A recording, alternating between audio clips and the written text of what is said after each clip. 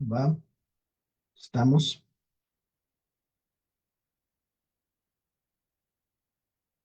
Pues bienvenidos chicos, bienvenidos a esta sexta clase del curso introductorio a la psicología analítica. Pues espero que hayan podido estar presentes en las anteriores sesiones. Mi nombre es Roberto Beco, soy parte del Instituto Eleusis, soy el director en Perú. Y bueno, voy a acompañarlos el día de hoy a revisar uno de los temas más importantes. En realidad todos los temas del curso introductorio son fundamentales porque pues al ser un curso que da una visión general, digamos, hemos elegido como los tópicos más centrales, ¿no? De la psicología analítica. El día de hoy vamos a hablar un poco con respecto a un concepto que es fundamental, el de los complejos, ¿no? Bueno, la idea es tratar de explicar lo que son los complejos, qué tipos de complejos existen, cuáles son las características que tienen, y sobre todo cómo estos pueden influir tanto en la vida como en la clínica, ¿no? Eh, Le voy a pedir que si alguien tiene algún comentario o pregunta pueda hacerlo, ¿no? Pueden alzar la mano si algo no está claro o si quieren hacer alguna consulta. Sí, sí, por acá está Monse, no sé si está por ahí, Monse. Ya Eh, regresé, ya, aquí estoy. Te va a pedir que me ayudes con los comentarios, ¿no? Las preguntas y también de rato a rato si podemos ver el Facebook, si es que alguien deja algún comentario por esa vía, ¿va? Ok, Entonces, genial. bueno, pues bien. Recordarles que este curso es un curso que damos en el marco de la formación que iniciamos todos los años en abril iniciamos una formación de 2 años de psicología junguiana y bueno, este año tenemos el inicio el 20 de abril, están todos invitados los que quieran profundizar mucho más en el pensamiento de Jung. La formación que brindamos es una formación que bueno, es dada, la mitad del equipo es un equipo de docentes de España, constituido por el doctor Enrique Galán, bueno, la licenciada Marca González y el doctor Ricardo Carretero, y la otra mitad del panel docente somos miembros del Instituto Eleusis, ¿no? Básicamente está Fernanda Boli, David Galeano, Fanny Poblete y yo, ¿no? Dentro del equipo docente. También está Milker haciendo las revisiones de afianzamiento, que todos los lunes hacemos clases complementarias como para ir profundizando en el pensamiento junguiano. Y bueno, y los que deseen también están invitados a seguir nuestras redes. Tenemos bastantes materiales, bastantes clases, ¿no? Conferencias grabadas. Tenemos un trabajo de difusión muy importante en el EUS del año 2019. Hemos empezado por la pandemia a hacer difusión. Entonces, hay un montón de información sobre ello, ¿no? En nuestros espacios. Entonces, los invitamos a profundizar en ello. Eh, el Instituto Eleusis, pues, es un instituto que surge, digamos, dentro del marco podríamos decir, de la pandemia. Si bien es cierto, ya existía Eleusis antes. En la pandemia nosotros hemos podido conectarnos con gente de otros países, ¿no? Empezamos una formación con profesores de España y eso ha hecho que el instituto crezca mucho y que tengamos mucha gente en muchos lugares. Bueno, centrándonos en el tema del día de hoy, vamos a tratar de hablar qué son los complejos, ¿va? Y cuáles son sus principales características. Esta frase de Jung denota un poco la importancia que tenía el tema de los complejos en su psicología. Hay una frase muy famosa de Freud que dice que los sueños son la vía regia hacia el inconsciente. Seguramente muchos de ustedes la han escuchado esa frase, ¿va? Pero Jung va a decir lo siguiente, que no son los sueños como creía Freud los que representan la vía regia hacia el inconsciente, sino que son nuestros complejos. ¿Por qué dice esto Jung? Porque Jung se da cuenta que en realidad los sueños reflejaban los complejos que la gente tenía, ¿no? Entonces, que los sueños eran una expresión de los contenidos inconscientes. No solamente son un acceso, sino son, podríamos decir nosotros, la manifestación, son la expresión, la forma como el inconsciente se expresa en la vida, ¿no? Bueno, en realidad, desde el punto de vista junguiano, lo consciente y lo inconsciente no están tan separados, ¿no? Entonces nosotros solemos tener todas estas ideas, ¿no? De volver consciente el inconsciente. Y a veces creemos que la conciencia y el inconsciente son dos cosas totalmente desconectadas entre sí, ¿no? Al punto incluso que muchas veces una, podríamos decir, de las metas, ¿no? De la psicología junguiana es poder reconectarnos con el inconsciente, ¿no? Toda esta idea de la función simbólica, la exploración de los sueños, la imaginación activa, el libro rojo de Jung apunta un poco a esta idea de el reencuentro con el alma, ¿no? O sea, siendo el alma de alguna manera la parte psíquica del ser humano, que no se limita solamente a la conciencia, sino que abarca también los aspectos inconscientes. Cuando Jung habla del alma, ¿sí? O sea, de la psique, o sea, yo evito un poco este término porque siempre se presta la palabra alma a una comprensión de repente un poco distorsionada, ¿no? De lo que quiere decir el término en su sentido etimológico, ¿no? Latín, porque, bueno, podríamos entender de muchas formas el alma, ¿no? Incluso como una entidad, un ente en sí mismo, ¿no? Una sustancia espiritual, ¿no? Una esencia, ¿no? Para Jung, la psique, o sea, el alma, hace referencia básicamente a la conciencia, en primer lugar, ¿no? Entonces, para Jung, la conciencia es la realidad más inmediata. Todo lo que nosotros podemos saber o conocer de algo, del mundo, es gracias a nuestra conciencia. En ese sentido, podríamos decir que Jung era bastante kantiano, ¿no? Él creía que el mundo no es como es, sino como lo vemos. Y bueno, y en esto también entran otros autores de la filosofía como Schopenhauer o el propio Nietzsche, ¿no? No hay hechos, hay interpretaciones. Entonces, todo lo que nosotros podemos saber o decir, lo podemos saber y decir solo desde nosotros mismos, ¿no? No hay nada que nosotros podamos conocer que sea sin que nosotros participemos. O sea, en todo lo que nosotros podemos ver, saber, pensar, decir, observar, vamos a proyectar nuestra propia realidad personal. Esto se llama, desde el punto de vista junguiano, la realidad psíquica, ¿no? Entonces no hay nada que nosotros podamos saber o decir que no sea una proyección psíquica. Entonces, el concepto de proyección, que es muy diferente al concepto freudiano, porque estamos nosotros acostumbrados a creer que la proyección es un mecanismo de defensa, ¿no? Que nosotros proyectamos fuera lo que no queremos ver. Y de alguna manera, si el aspecto más importante que recalca Jung en su psicología es el autoconocimiento, es la importancia de conocernos, de vernos, de observarnos. Y el aspecto más, podríamos decir, eh, difícil para el autoconocimiento es la proyección, porque la proyección sería lo opuesto al autoconocimiento, sería la tendencia que tenemos a poner fuera las cosas en vez de verlas hacia adentro. Bueno, entonces, vamos a poner una frase muy famosa de Jung en ese sentido, ¿no?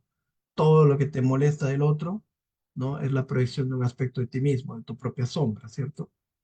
Entonces, y todo lo que te molesta del otro puede ser una forma para conocerte a ti mismo, ¿cierto? O sea, si tú, eso que tú estás viendo en el otro y que tanto te molesta, reconoces que en realidad es algo que te pasa a ti, es algo tuyo, ¿no? Sin embargo, la tendencia habitual es a creer que esto no te pertenece, no tiene nada que ver contigo, ¿no? ¿Estamos?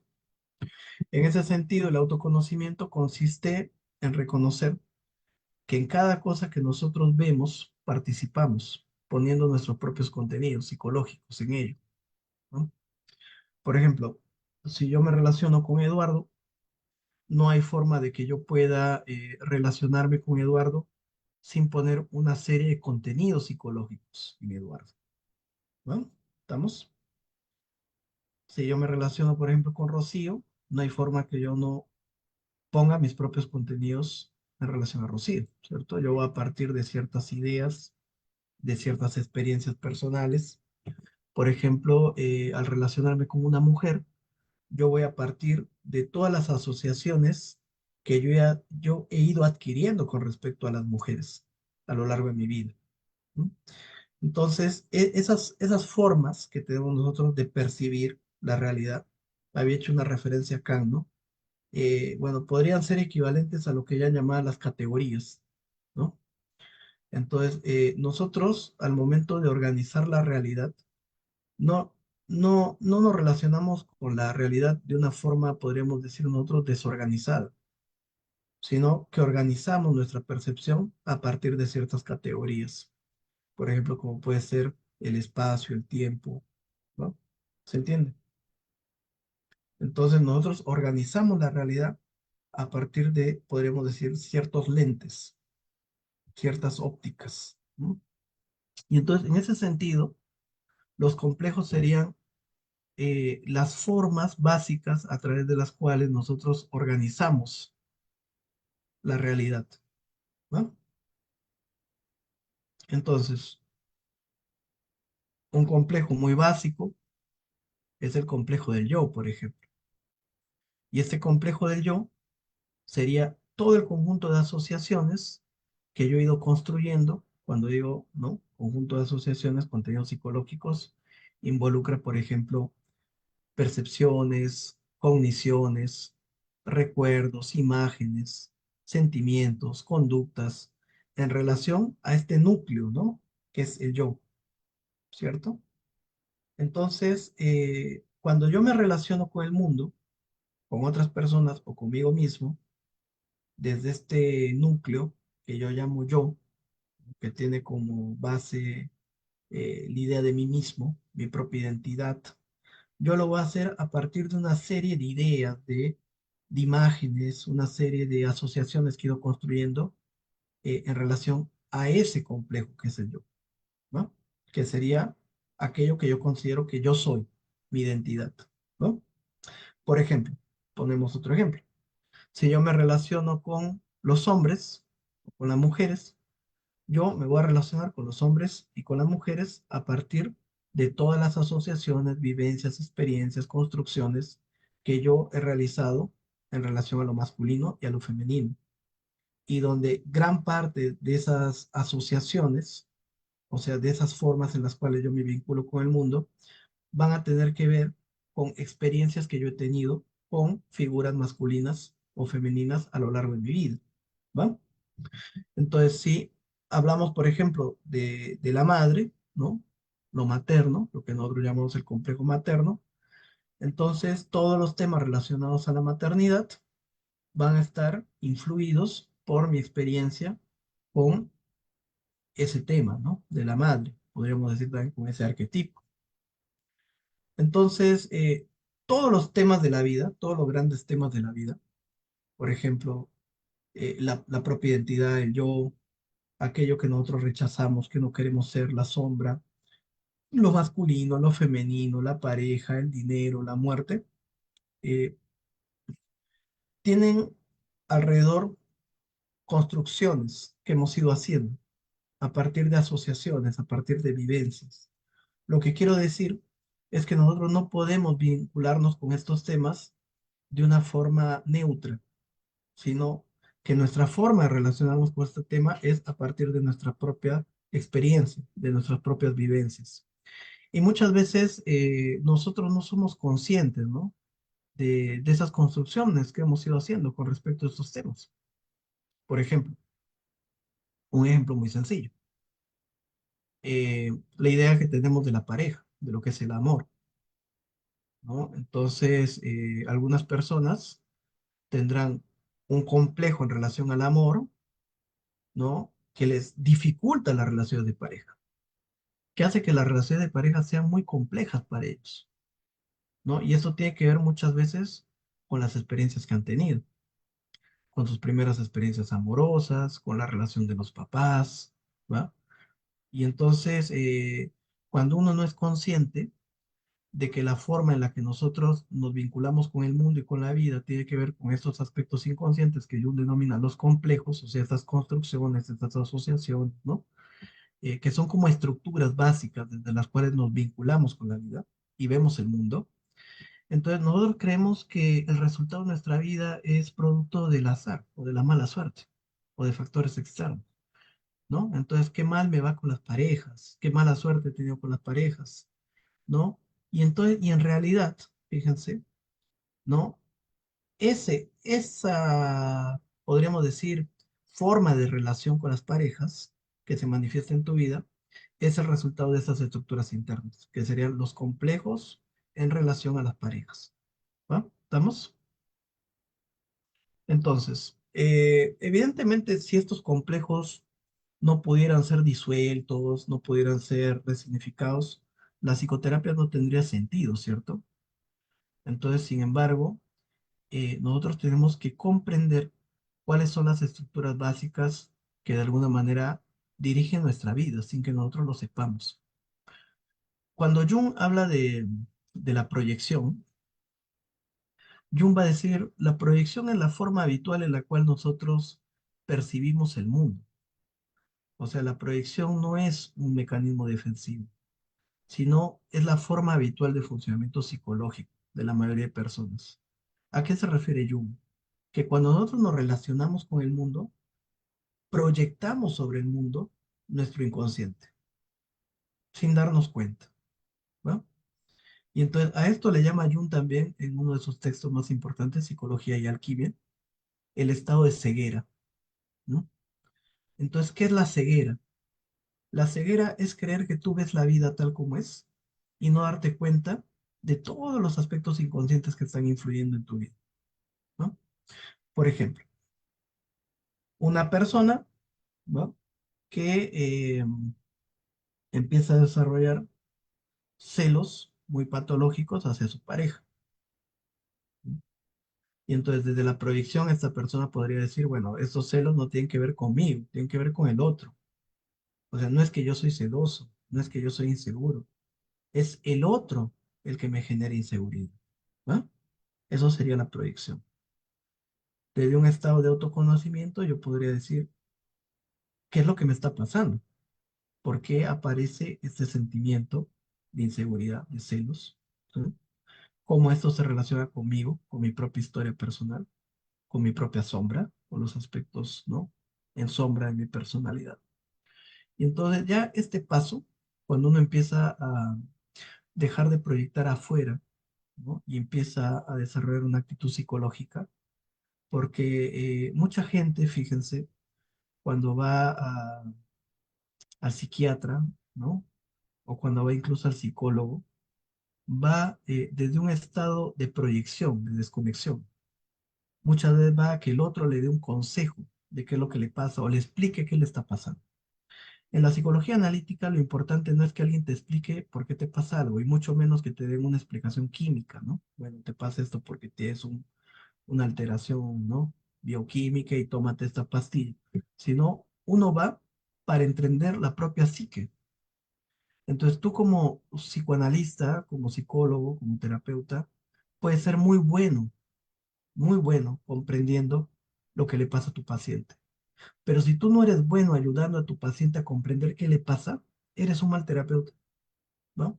Porque el objetivo no es que tú entiendas lo que le pasa a él. El objetivo es que tú logres que él se entienda a sí mismo, que él entienda qué es lo que le está pasando, ¿va?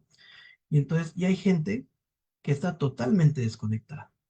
O sea, no puede asociar, bueno, la vida que tengo se debe a esto que me pasa, a esto que he vivido. Por ejemplo, una persona puede tener una adicción o puede tener una somatización muy fuerte, una crisis de ansiedad y de angustia y no tener ni idea de por qué le pasa esto, ¿no? ¿Se entiende? Y bueno, y el mercado de la psicología y de la psiquiatría y también de la espiritualidad y la New Age está lleno de explicaciones, o sea, te venden explicaciones. Desde, bueno, a ti te pasa esto porque tienes un trastorno neuroquímico, hasta un ancestro en otra vida hizo esto, por eso te pasa esto, hasta, bueno, te han hecho brujería o hasta de repente, ¿no? No sé, te pasa esto porque eres libre. Entonces hay cualquier explicación.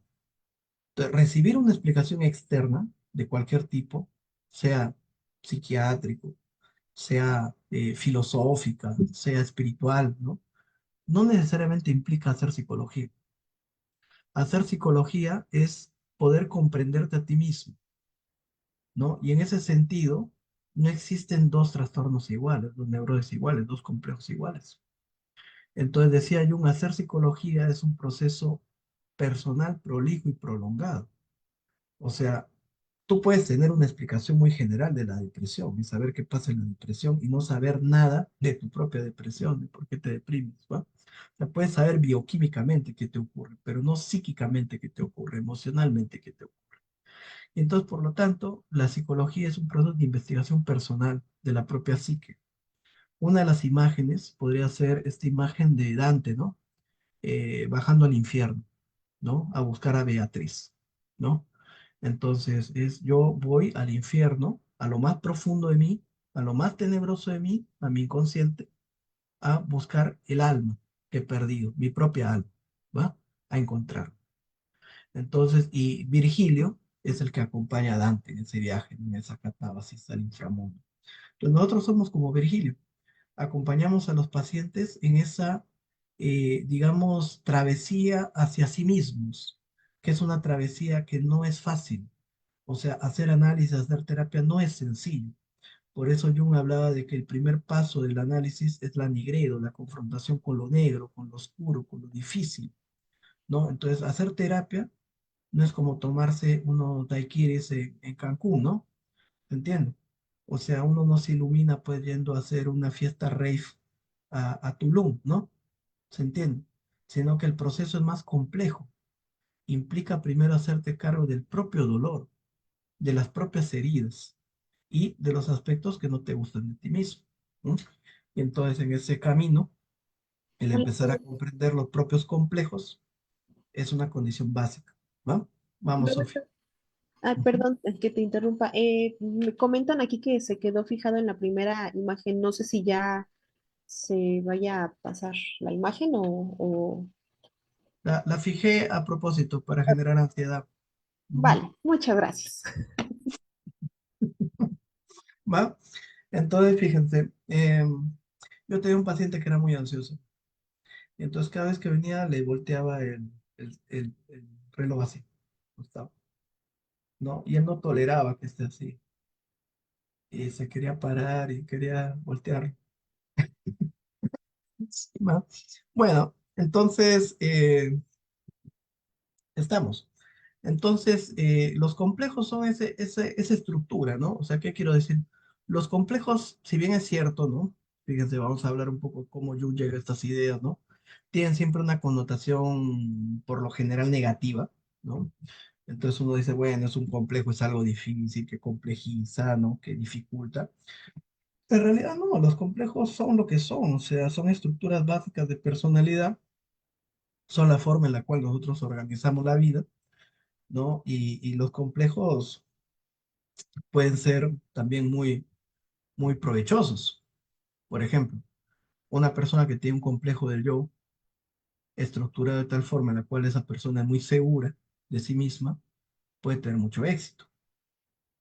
Pero si ese complejo del yo tiene, por ejemplo, asociado una imagen muy débil de sí misma, pues el resultado va a ser totalmente diferente, ¿no? Igual como si una persona de repente tuvo una buena imagen, una buena experiencia en lo que es lo masculino, entonces su relación con los hombres va a ser muy buena. Pero si esa otra persona tuvo una relación muy negativa y traumática con lo masculino, la relación con los hombres va a ser un tema complejísimo en su vida, ¿no? Entonces, ¿por qué para algunas personas ciertos temas son todo un tema y para otros son algo natural?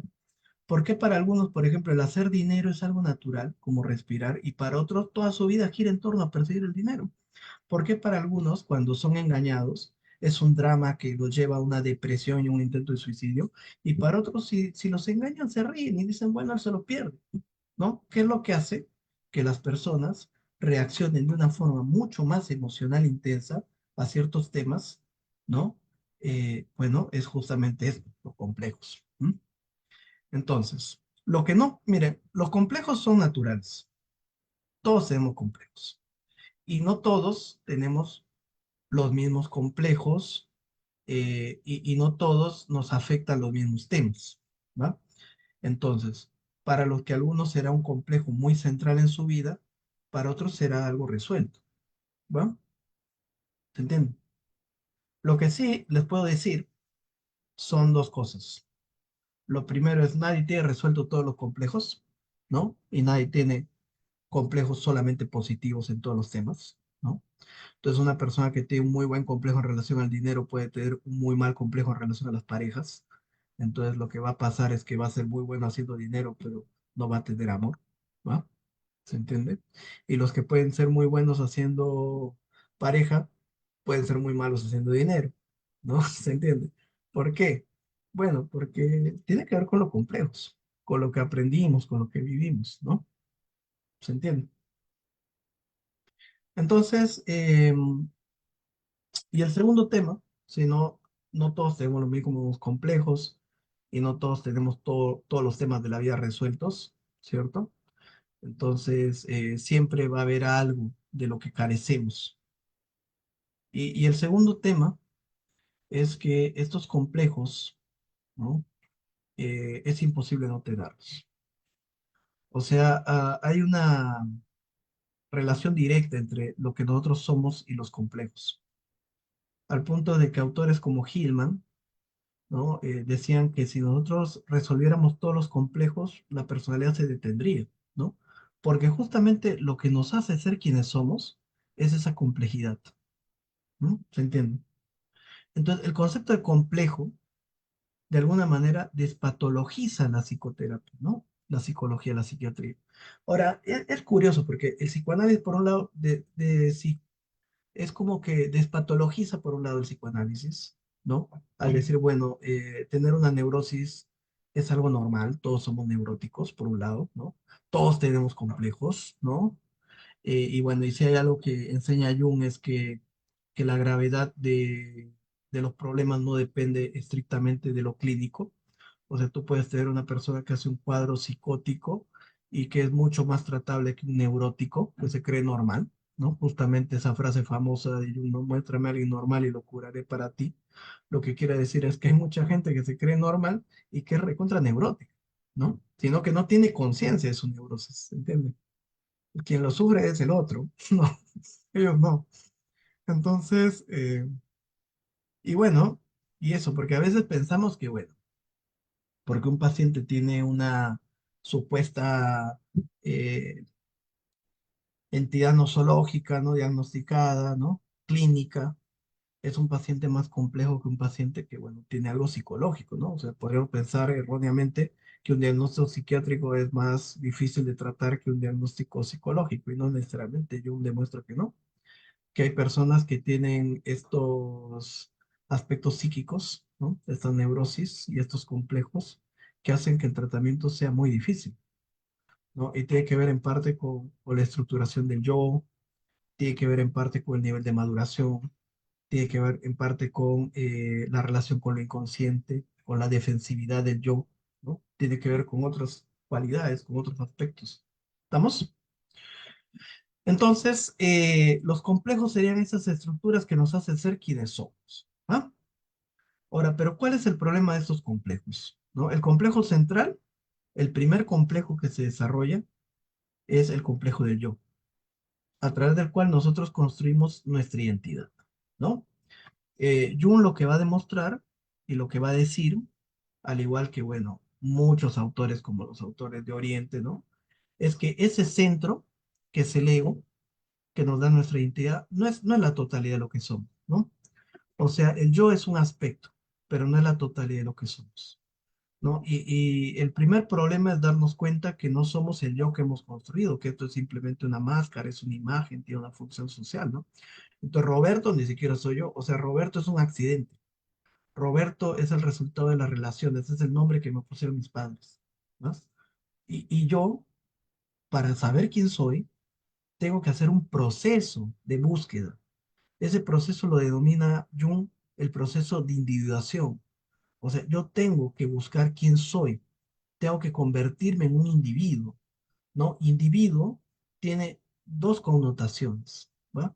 Por un lado, llegar a ser quien soy, ¿m? La pregunta, ¿quién soy realmente? ¿Va? Más allá de esta identidad que he construido social, de esto que yo llamo Roberto, de estos roles, me dedico a esto, me dedico al otro, soy papá, tengo una... Todo esto es una máscara. Y la pregunta que subyace es quién soy más allá de esa máscara, ¿no? Y muchas personas nunca logran hacerse esa pregunta, ¿no? Para muchas personas su identidad gira en torno a este complejo del yo que han construido. Y el éxito es construir un yo lo mucho más popular, ¿no? O sea, y la sociedad promueve el culto al yo, ¿no? Entonces, mientras más cosas tengas, mientras más resalte la máscara, más éxito, ¿no? Más éxito. Entonces, la sociedad que tenemos promueve el ego, o sea, una identidad falsa, ¿no? Y lo que Jung va a decir, en realidad, eso que tú crees que es lo que te hace ser más tú mismo, en realidad no tiene que ver mucho con quién eres realmente. Es simplemente una máscara, un recorte de la psique colectiva, dice. Entonces, el proceso de individuación comienza cuando tú te das cuenta que esa identidad que has construido es solamente una construcción social, ¿no? Pero hay mucha gente que si tú le quitas esa máscara, esa construcción social, ese complejo, ¿no? Básico, no sabe quiénes son. Por ejemplo, tú le quitas a este señor, ¿no? El título de doctor, el título de ingeniero, y no sabe quién es. Tú le quitas a esta señora el título de mamá de, ¿no? O de esposa de, y no sabe quién es, ¿no? Y entonces muchos de esos síndromes del nido vacío, ¿no? Donde los hijos se van, se deben a que justamente la construcción de esas personas se ha dado solamente desde el rol de la maternidad. Y entonces cuando se van los hijos, pierden su identidad, no saben quiénes son. O sea, en vez de reforzar la identidad y decir, bueno, yo soy una madre que ha criado a sus hijos, pero además, ¿no? Pierden aspectos de ellos, ¿no? De ahí que Jung diga, pues, detrás de una gran máscara hay una pequeña personita, ¿no? Y entonces las personalidades que tienen menos conocimiento de quiénes son las que más buscan estos títulos, estas máscaras, estas identificaciones, ¿no? Pero bueno, el primer complejo que nosotros desarrollamos es un complejo que se llama el complejo del yo. Ese complejo del yo, en la base, en la base, es, según Jung, un complejo curioso porque tiene dos cualidades. Por un lado, tiene la conciencia de sí mismo, que es algo que se va desarrollando progresivamente en el niño. Sabemos que el niño no es consciente de sí mismo primero. Primero apunta lo externo y después se reconoce así. Habla en primera persona, el estadio del espejo, el gran otro, todo esto de lo que habla Lacan también. Y bueno, después empieza a construir ese complejo de yo como una identidad propia, ¿no? Yo soy esto, me llamo así, sobre todo a partir del primer hasta el tercer año de vida, el complejo de yo empieza a diferenciarse del entorno, ¿no? Y bueno, y a los 3 años ya tienes un yo que más o menos está separado, que se identifica, ¿no? Y entonces esa persona, en ese primer núcleo, que es simplemente una conciencia de sí mismo y una voluntad, una intencionalidad. O sea, el niño puede disponer de cierta energía y dirigirla hacia lo que él quiere, a diferencia del animal, que está más condicionado por el instinto, ¿no? El ser humano tiene voluntad, ¿no? No voluntad para hacer lo que quiera, pero sí para poder decidir frente a lo que le pasa, ¿va? Poder dirigir su intencionalidad. Entonces, el yo empieza como un complejo que tiene dos cualidades, conciencia y voluntad. Pero ese yo todavía no tiene ningún contenido, ¿no? El niño no tiene un contenido, o sea, el niño está en el mundo de forma espontánea. El niño no dice yo soy esto y esto no lo soy. El niño simplemente está ahí en el mundo. Por eso, muchos místicos, ¿no? Incluido Nietzsche y bueno, y Cristo, ¿no? Y Buda, ¿no? También hablaban del niño como un arquetipo, una imagen de esta inocencia, de esta espontaneidad, de esta forma de ser totalmente presente en el aquí y ahora, ¿no? El niño es la persona que está en el aquí y ahora y disfruta de la vida sin juicios, sin identificaciones, ¿va? Entonces, el niño quiere comer algo, lo come, quiere hacer algo, lo hace, no lo quiere hacer, no lo hace. O sea, es una relación directa con su experiencia, ¿no? Entonces, cuando el niño empieza a ser socializado, entonces empieza un proceso de mutilación. A este proceso se le va a llamar la escisión. Entonces empezará a asociar ciertos contenidos con el yo y a dejar otros fuera del yo, ¿no? Sabemos en lo junguiano que los contenidos que están fuera del yo no desaparecen, sino que van hacia un lado de la personalidad que llamamos la sombra. Por lo tanto, nosotros siempre tenemos un gemelo, ¿sí? O sea, no podemos construir un yo sin construir un gemelo oscuro, no yo, ¿va? Entonces, cuando yo digo, yo soy una persona racional, ¿no? Inmediatamente aparece nuestra parte irracional en la sombra. Si yo digo, yo soy una persona muy del pensamiento, el sentimiento se va a la sombra. Si yo digo, yo soy una persona muy sensible, en mis sombras son muy insensibles, ¿no? Las personas muy sensibles en las sombras son muy insensibles. Por lo tanto, la psicología junguiana siempre es una doble psicología. La psicología del yo, de lo que yo soy consciente, con lo que yo me identifico, lo que yo muestro ante los demás, pero también la psicología de la sombra, lo que yo oculto, lo que niego, lo que no me gusta de mí, pero que existe, que está ahí.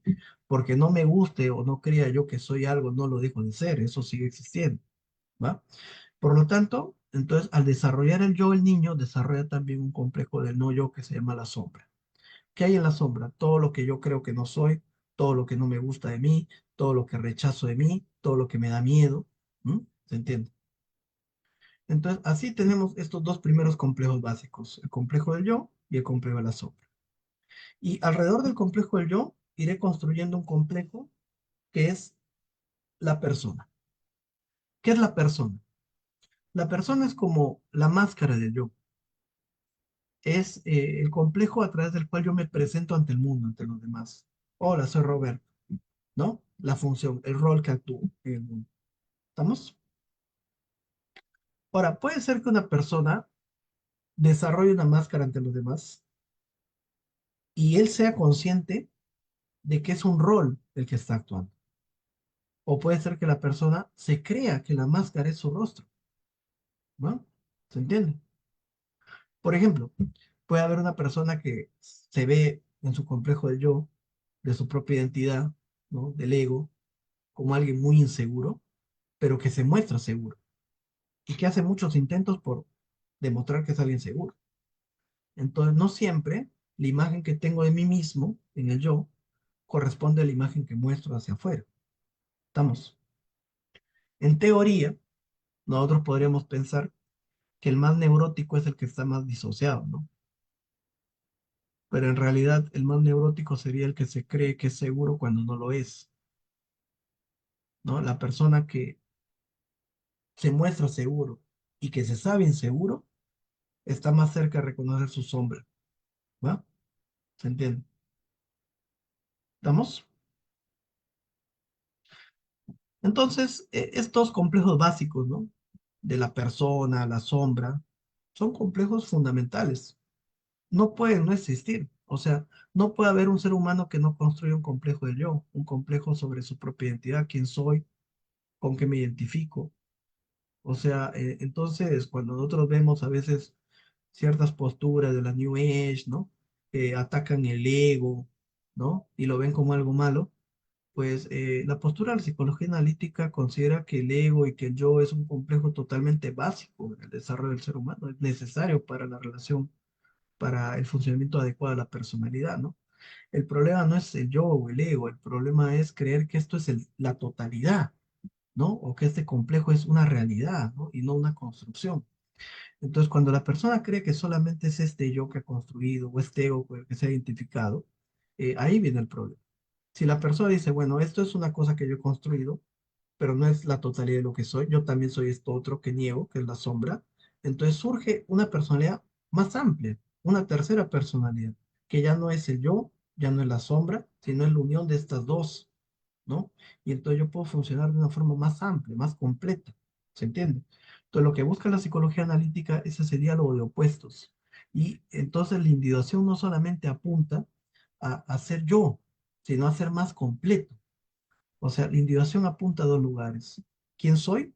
¿No? Esta búsqueda de quién soy en un sentido más profundo. Cuando digo quién soy, estoy hablando, primero date cuenta que no eres quien crees que has sido toda la vida, ¿no?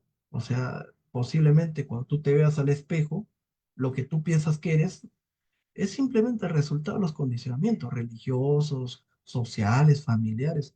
Pero tú te has preguntado claramente quién eres, ¿no? Porque para Jung, saber quién uno es un trabajo que uno tiene que hacer. O sea, para llegar a ser tú, tienes que trabajar en ti. Es como hay que sacar todo lo que no eres, ¿no? Hay que deconstruirte. Entonces Jung dice, no somos individuos que nos relacionamos, somos relaciones que nos individualizamos, ¿no? O sea, venimos de relaciones, papá, mamá, sociedad, cultura. Entonces, llegar a ser un individuo es un proceso de devenir. En eso está muy presente la idea de Nietzsche, ¿no? Las ideas de Nietzsche, del superhombre, llegar a ser uno mismo, todo esto, ¿no? Entonces la lucha, pues, por ser uno mismo, ¿no? Entre el león y el león que dice, ¿no? Tú debes, y el león que dice, yo quiero, esa lucha a muerte entre la sociedad, la cultura y el individuo, en la cual se define el destino, ningún precio es demasiado alto para llegar a ser uno mismo, toda esa mitología nietzscheana, ¿no? Está ahí metida en Jung. Entonces es, bueno, la búsqueda de uno mismo, pero también es la búsqueda de la totalidad, porque podemos confundir individuación con individualismo. ¿No? Y resulta que el individuo más conectado consigo mismo es el que está más conectado con el todo también. Lo vemos en hombres evolucionados como Cristo, como Buda, ¿no? O sea que mientras mayor nivel de conciencia individual, mayor nivel de conciencia colectiva, ¿no? ¿Se entiende? Entonces la individuación apunta, por un lado, a una comprensión y conexión profunda con la propia identidad y por otro lado, a una conexión con la totalidad. ¿No? El símbolo que representa esto en la psicología junguiana es el mandala, ¿no? Es decir, la totalidad. Entonces, y el mandala tiene su centro y tiene su circunferencia. Entonces, el centro es el individuo y la circunferencia es lo que llamamos el sí mismo. Entonces, siempre somos un individuo en relación a algo más amplio. No, no podemos, donde cortemos la cuerda va a estar por un lado la conciencia individual y por el otro la conciencia colectiva. Estamos unidos siempre. Y entonces, cuando el individuo reduce su existencia, ¿no? A este complejo que llamamos el yo, el ego, el yo, ¿no? Entonces, reduce las posibilidades y entonces de su ser. Entonces, Jung hablaba de que existen dos espíritus, el espíritu de la época y el espíritu de la profundidad. El espíritu de la época, que está representado por los valores de la sociedad y cuyo representante es justamente el complejo de la persona, o sea, es nuestro personaje que actuamos en la sociedad, ¿no? Y decíamos que la cultura premia a la persona, ¿no? Premia a la persona y promueve a la persona. No promueve el sí mismo, no promueve, cuando Jung habla, por ejemplo, de la educación, él dice hay tres tipos de educación. La educación por el ejemplo, que es cuando un padre educa a los hijos a través de la crianza y el ejemplo. La educación general, que es el sistema, que te enseña cosas, ¿no? Como la matemática y la historia y todo esto, ¿no? Y la educación es para todos más o menos uniforme. Y el objetivo es generar individuos adaptados al sistema. Y el tercer tipo de educación sería la educación orientada al individuo, ¿no? Y Jung dice, fíjense ya, en 1920 por ahí, ¿no? Que no tenemos un sistema educativo que promueva la individualidad. Sabemos que está Montessori, que ha estado las inteligencias múltiples de Gardner y todo esto, pero en realidad es triste porque entran los niños siendo ellos mismos y salen copias, ¿no? Salen copias, ¿no? Alejados, desconectados.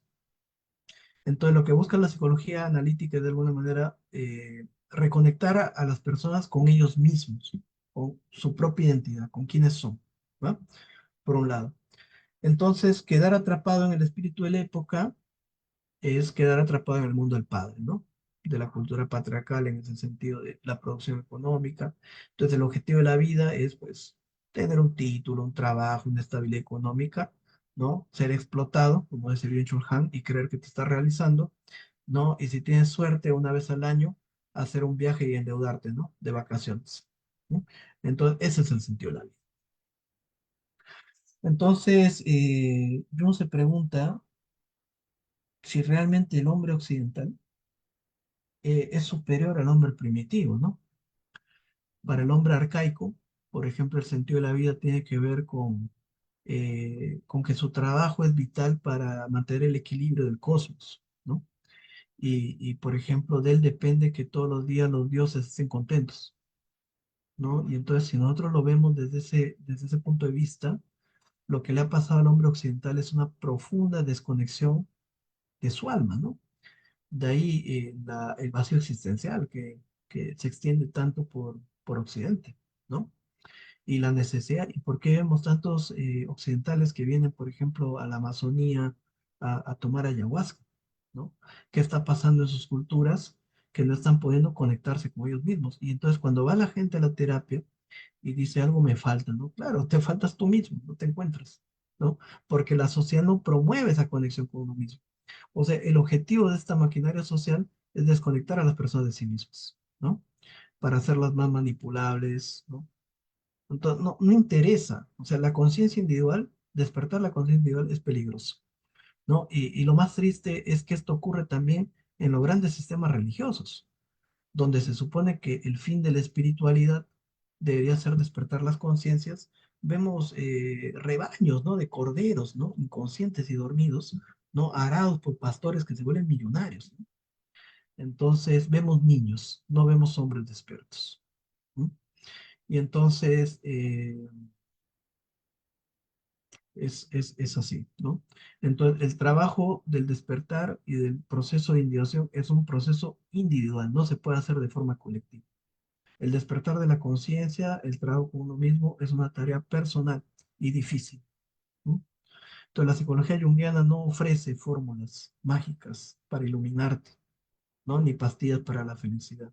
Cada uno tiene que asumir su propia psique, ¿no? Y el primer paso, porque la psicología analítica tiene como dos grandes fases, ¿no? Es hacerte cargo de tu inconsciente personal, o sea, de tu sombra.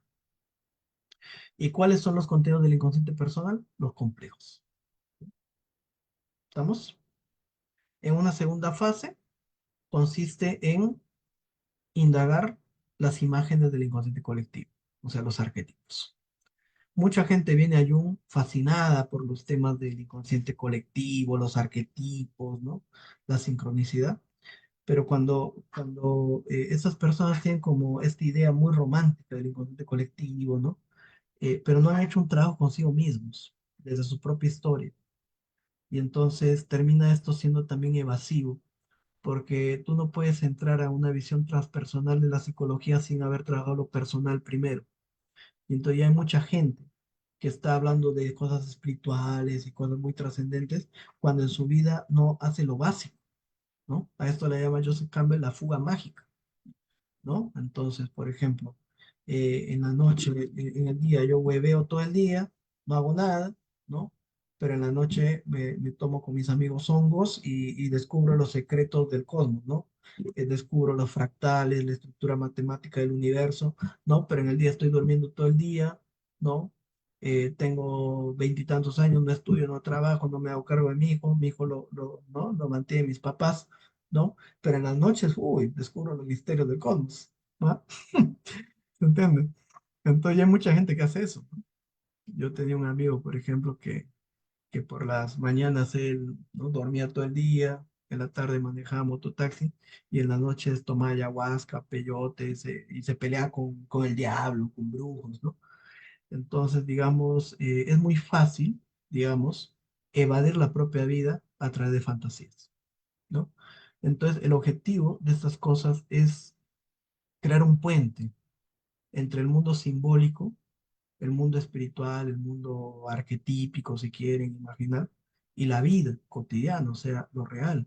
No es evadir nuestra vida a través de fantasías o teorías, ¿no? Y lamentablemente la psicología puede ser una forma más de evadir la vida también, ¿no? Entonces hay mucha gente que va al psicólogo, que va a terapia, su vida sigue siendo la misma mierda, pero ya estoy yendo al psicólogo, ¿no?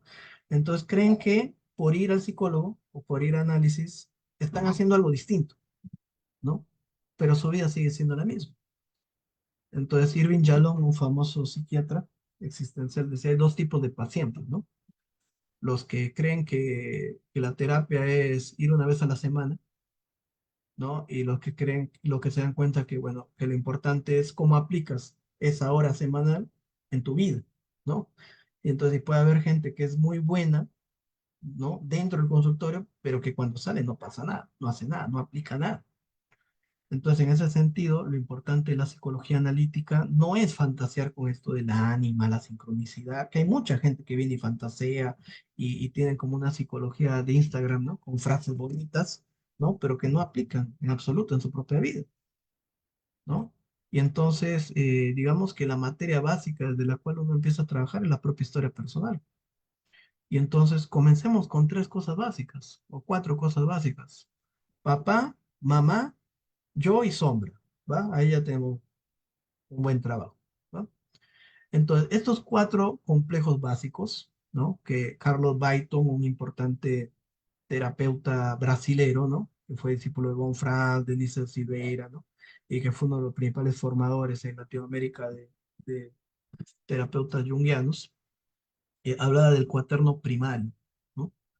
O sea, este yo, esta identidad que vamos a construir, va a depender mucho de lo que nosotros vamos a llamar complejos primarios, que son dos complejos básicos, que son el complejo materno y el complejo paterno. Entonces, Jung ya había hablado, claramente Freud también, de la importancia determinante de los padres en el desarrollo de la personalidad, ¿no? Eso fue corroborado después por muchos otros autores, como Melanie Klein, y claramente pues por Bowlby, ¿no? Con la teoría del apego. Entonces, al punto de que, bueno, la influencia de los padres va a ser fundamental para el desarrollo de un yo más o menos estable y regulado, ¿no? Entonces, las personalidades limítrofes, los yo inestables, tienen que ver mucho con fallas en estas, digamos, figuras básicas de apego, ¿no? Entonces, el complejo materno es un complejo que tiene que ver con la función materna. Quiero explicar esto de una forma lo más simple posible, ¿no? Cuando nosotros nos relacionamos con una persona que hace esta función materna, ¿no? Esta función no corresponde de forma exclusiva a la madre biológica, sino que la función materna es arquetípica, la tienen los animales, ¿no? Entonces, por tanto, en la base del complejo materno está el arquetipo materno. ¿Qué es para Jung el arquetipo? ¿No? Para Jung el arquetipo es un patrón de conducta heredado. ¿Qué quiere decir? Es un patrón instintivo de conducta que ha sido transmitido a lo largo de la evolución por millones de años, ¿no? O sea, es un patrón filogenético. Ojo, cuando nosotros decimos el arquetipo de la diosa tal, eso no es un arquetipo, esa es una representación arquetípica, esa es una imagen arquetípica, ¿va? Por ejemplo, la Virgen de Guadalupe es una imagen arquetípica del arquetipo de la madre, que es un patrón instintivo heredado, ¿va? Cuando la cría nace con los ojos cerrados y lo primero que hace es buscar el seno de la madre, ese es un instinto heredado, ¿va? Entonces, ese instinto heredado es lo que Jung denomina arquetipo. Jung lo que plantea es que no hay ningún motivo para creer que nuestra conducta es el resultado de lo vivido, ¿cierto? Porque si bien es cierto, gran parte de nuestra conducta humana es aprendida, gran parte de nuestras, podríamos decir nosotros, reacciones y conductas más primarias responden a patrones heredados de comportamiento, al igual que los animales. Por ejemplo, al animal nadie le enseñó cómo hacer su danza de procreación, ¿no? Para conquistar a la hembra. O sea, es un conocimiento que le viene dado por herencia y que en algún momento se activa. Entonces, al animal nadie le enseñó, por ejemplo, a succionar el seno. O sea, es una pulsión con la que él viene. Entonces, no hay ningún motivo para creer que los seres humanos no hayamos heredado también ese tipo de conductas básicas, ¿no? ¿Se entiende? Cuando Jung empieza a estudiar la etología, o sea, la ciencia que estudia el comportamiento de los animales, y de la cual autores como Konrad Lorenz, por ejemplo, ¿no? Premio Nobel, crea un concepto que se llama el patrón de comportamiento, y empieza a describir la conducta de ciertos animales como los gansos. Jung empieza a corroborar que una gran parte de la conducta humana es heredada.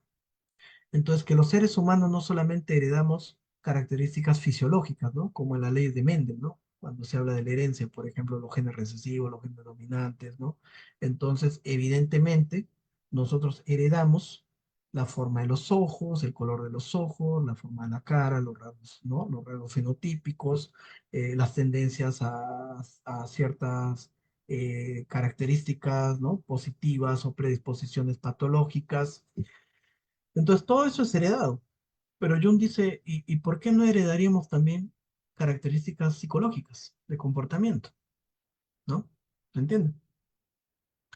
Y entonces, para Jung, la conducta personal tiene como base la conducta heredada, ¿no? ¿Se entiende? Entonces, y el arquetipo sería en su forma más básica un patrón instintivo heredado que por un lado tiene un instinto, pero por otro lado tiene una imagen que acompaña ese instinto.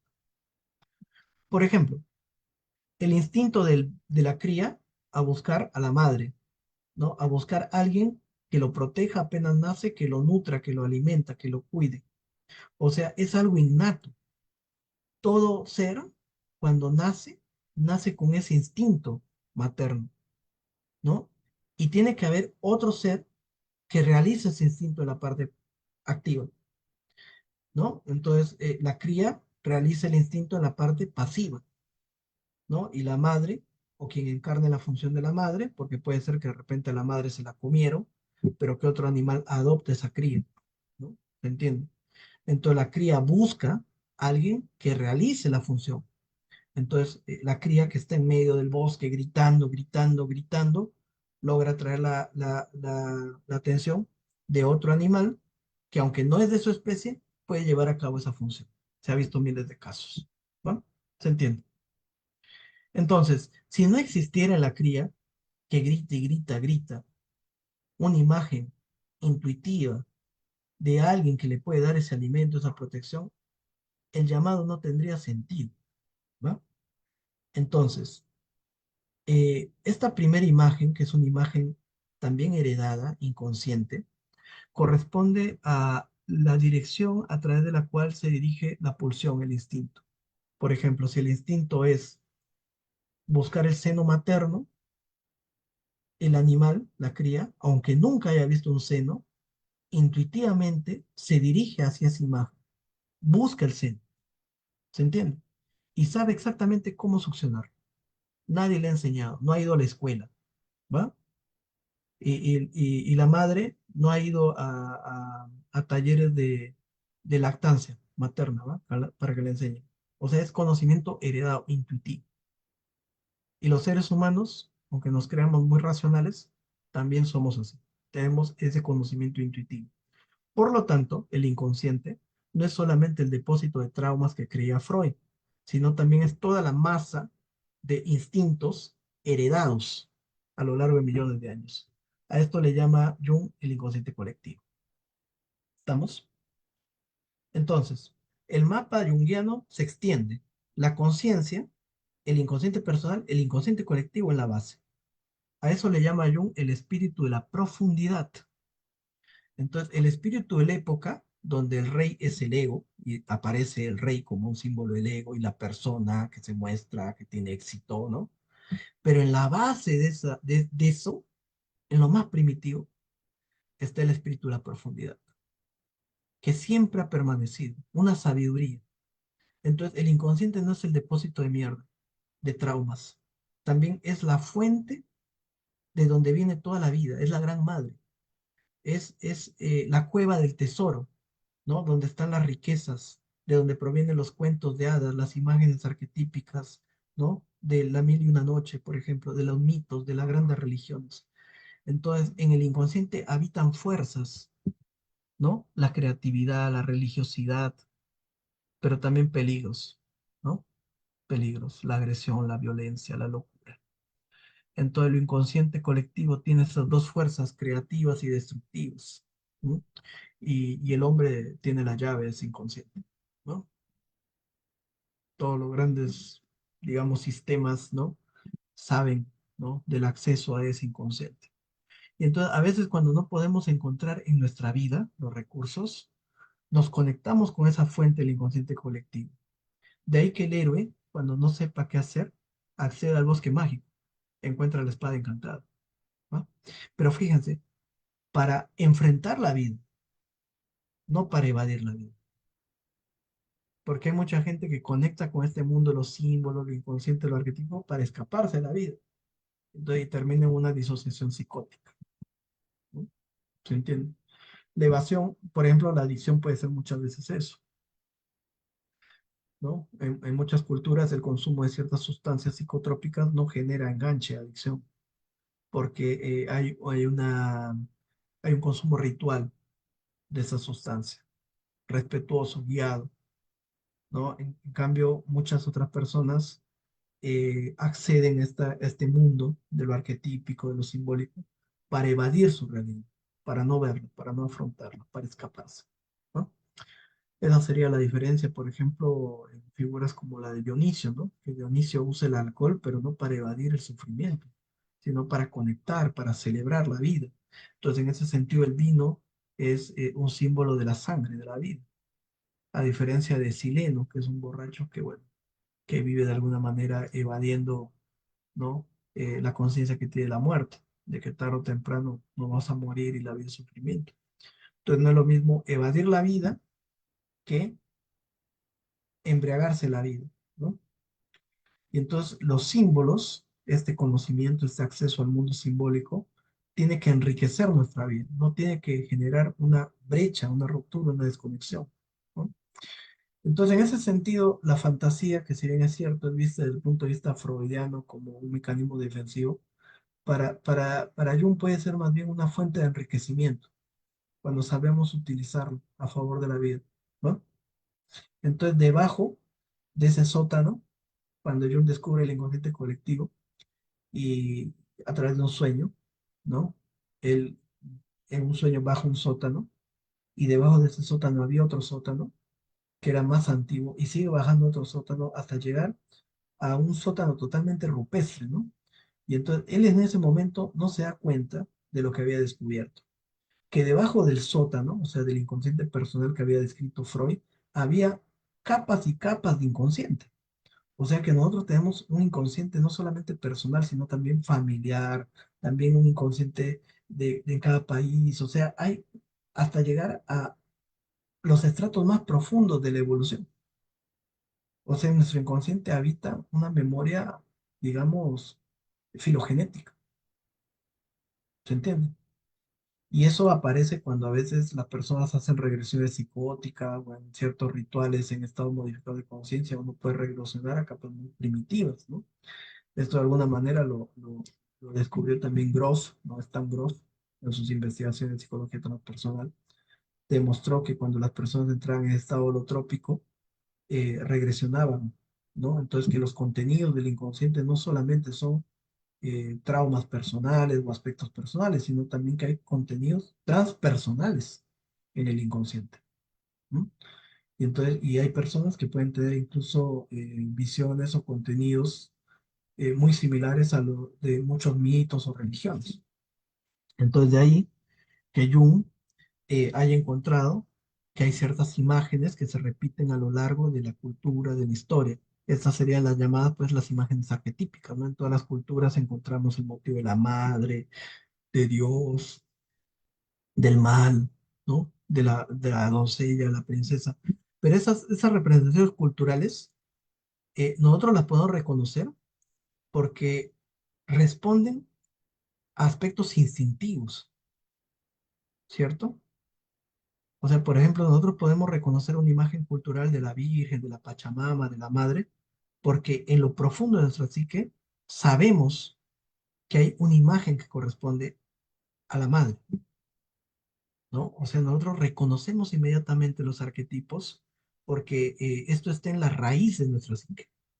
O sea, por eso los cuentos de hadas, los mitos, las imágenes religiosas son tan potentes, porque es el lenguaje universal de los seres humanos, los arquetipos. ¿Estamos? Entonces la riqueza que introduce Jung es tremenda. O sea, yo creo que Jung posiblemente es el autor más amplio dentro de la psicología, ¿no? Y entonces, fíjense, la apertura que genera Jung. Entonces, y Jung va a decir algo importante. Así como el arquetipo es la unidad del inconsciente colectivo, la unidad más básica, el complejo es la unidad del inconsciente personal. ¿Estamos? Ahora vamos a explicar esto. Entonces, dado este mapa de la psique, o sea, entendemos que la psique para Jung entonces tiene tres capas, ¿no? Conciencia, inconsciente personal, inconsciente colectivo. En la conciencia lo que predomina es el yo, ¿no? El complejo del yo. Por lo general, las personas siempre están en su complejo del yo, salvo que tengan alguna patología, alguna neurosis, donde el complejo del yo va a ser desplazado por un contenido inconsciente, por un complejo, y entonces la persona va a entrar en una especie de crisis, disociación, ¿no? ¿Se entiende? O cuando de repente ese complejo del yo disminuye su umbral de conciencia, ¿no? Hay un autor muy conocido que se llama Janet, Pierre Janet, que va a citar mucho Jung. Jung hace unas prácticas con Janet importantes, ¿no? Era un discípulo de Charcot.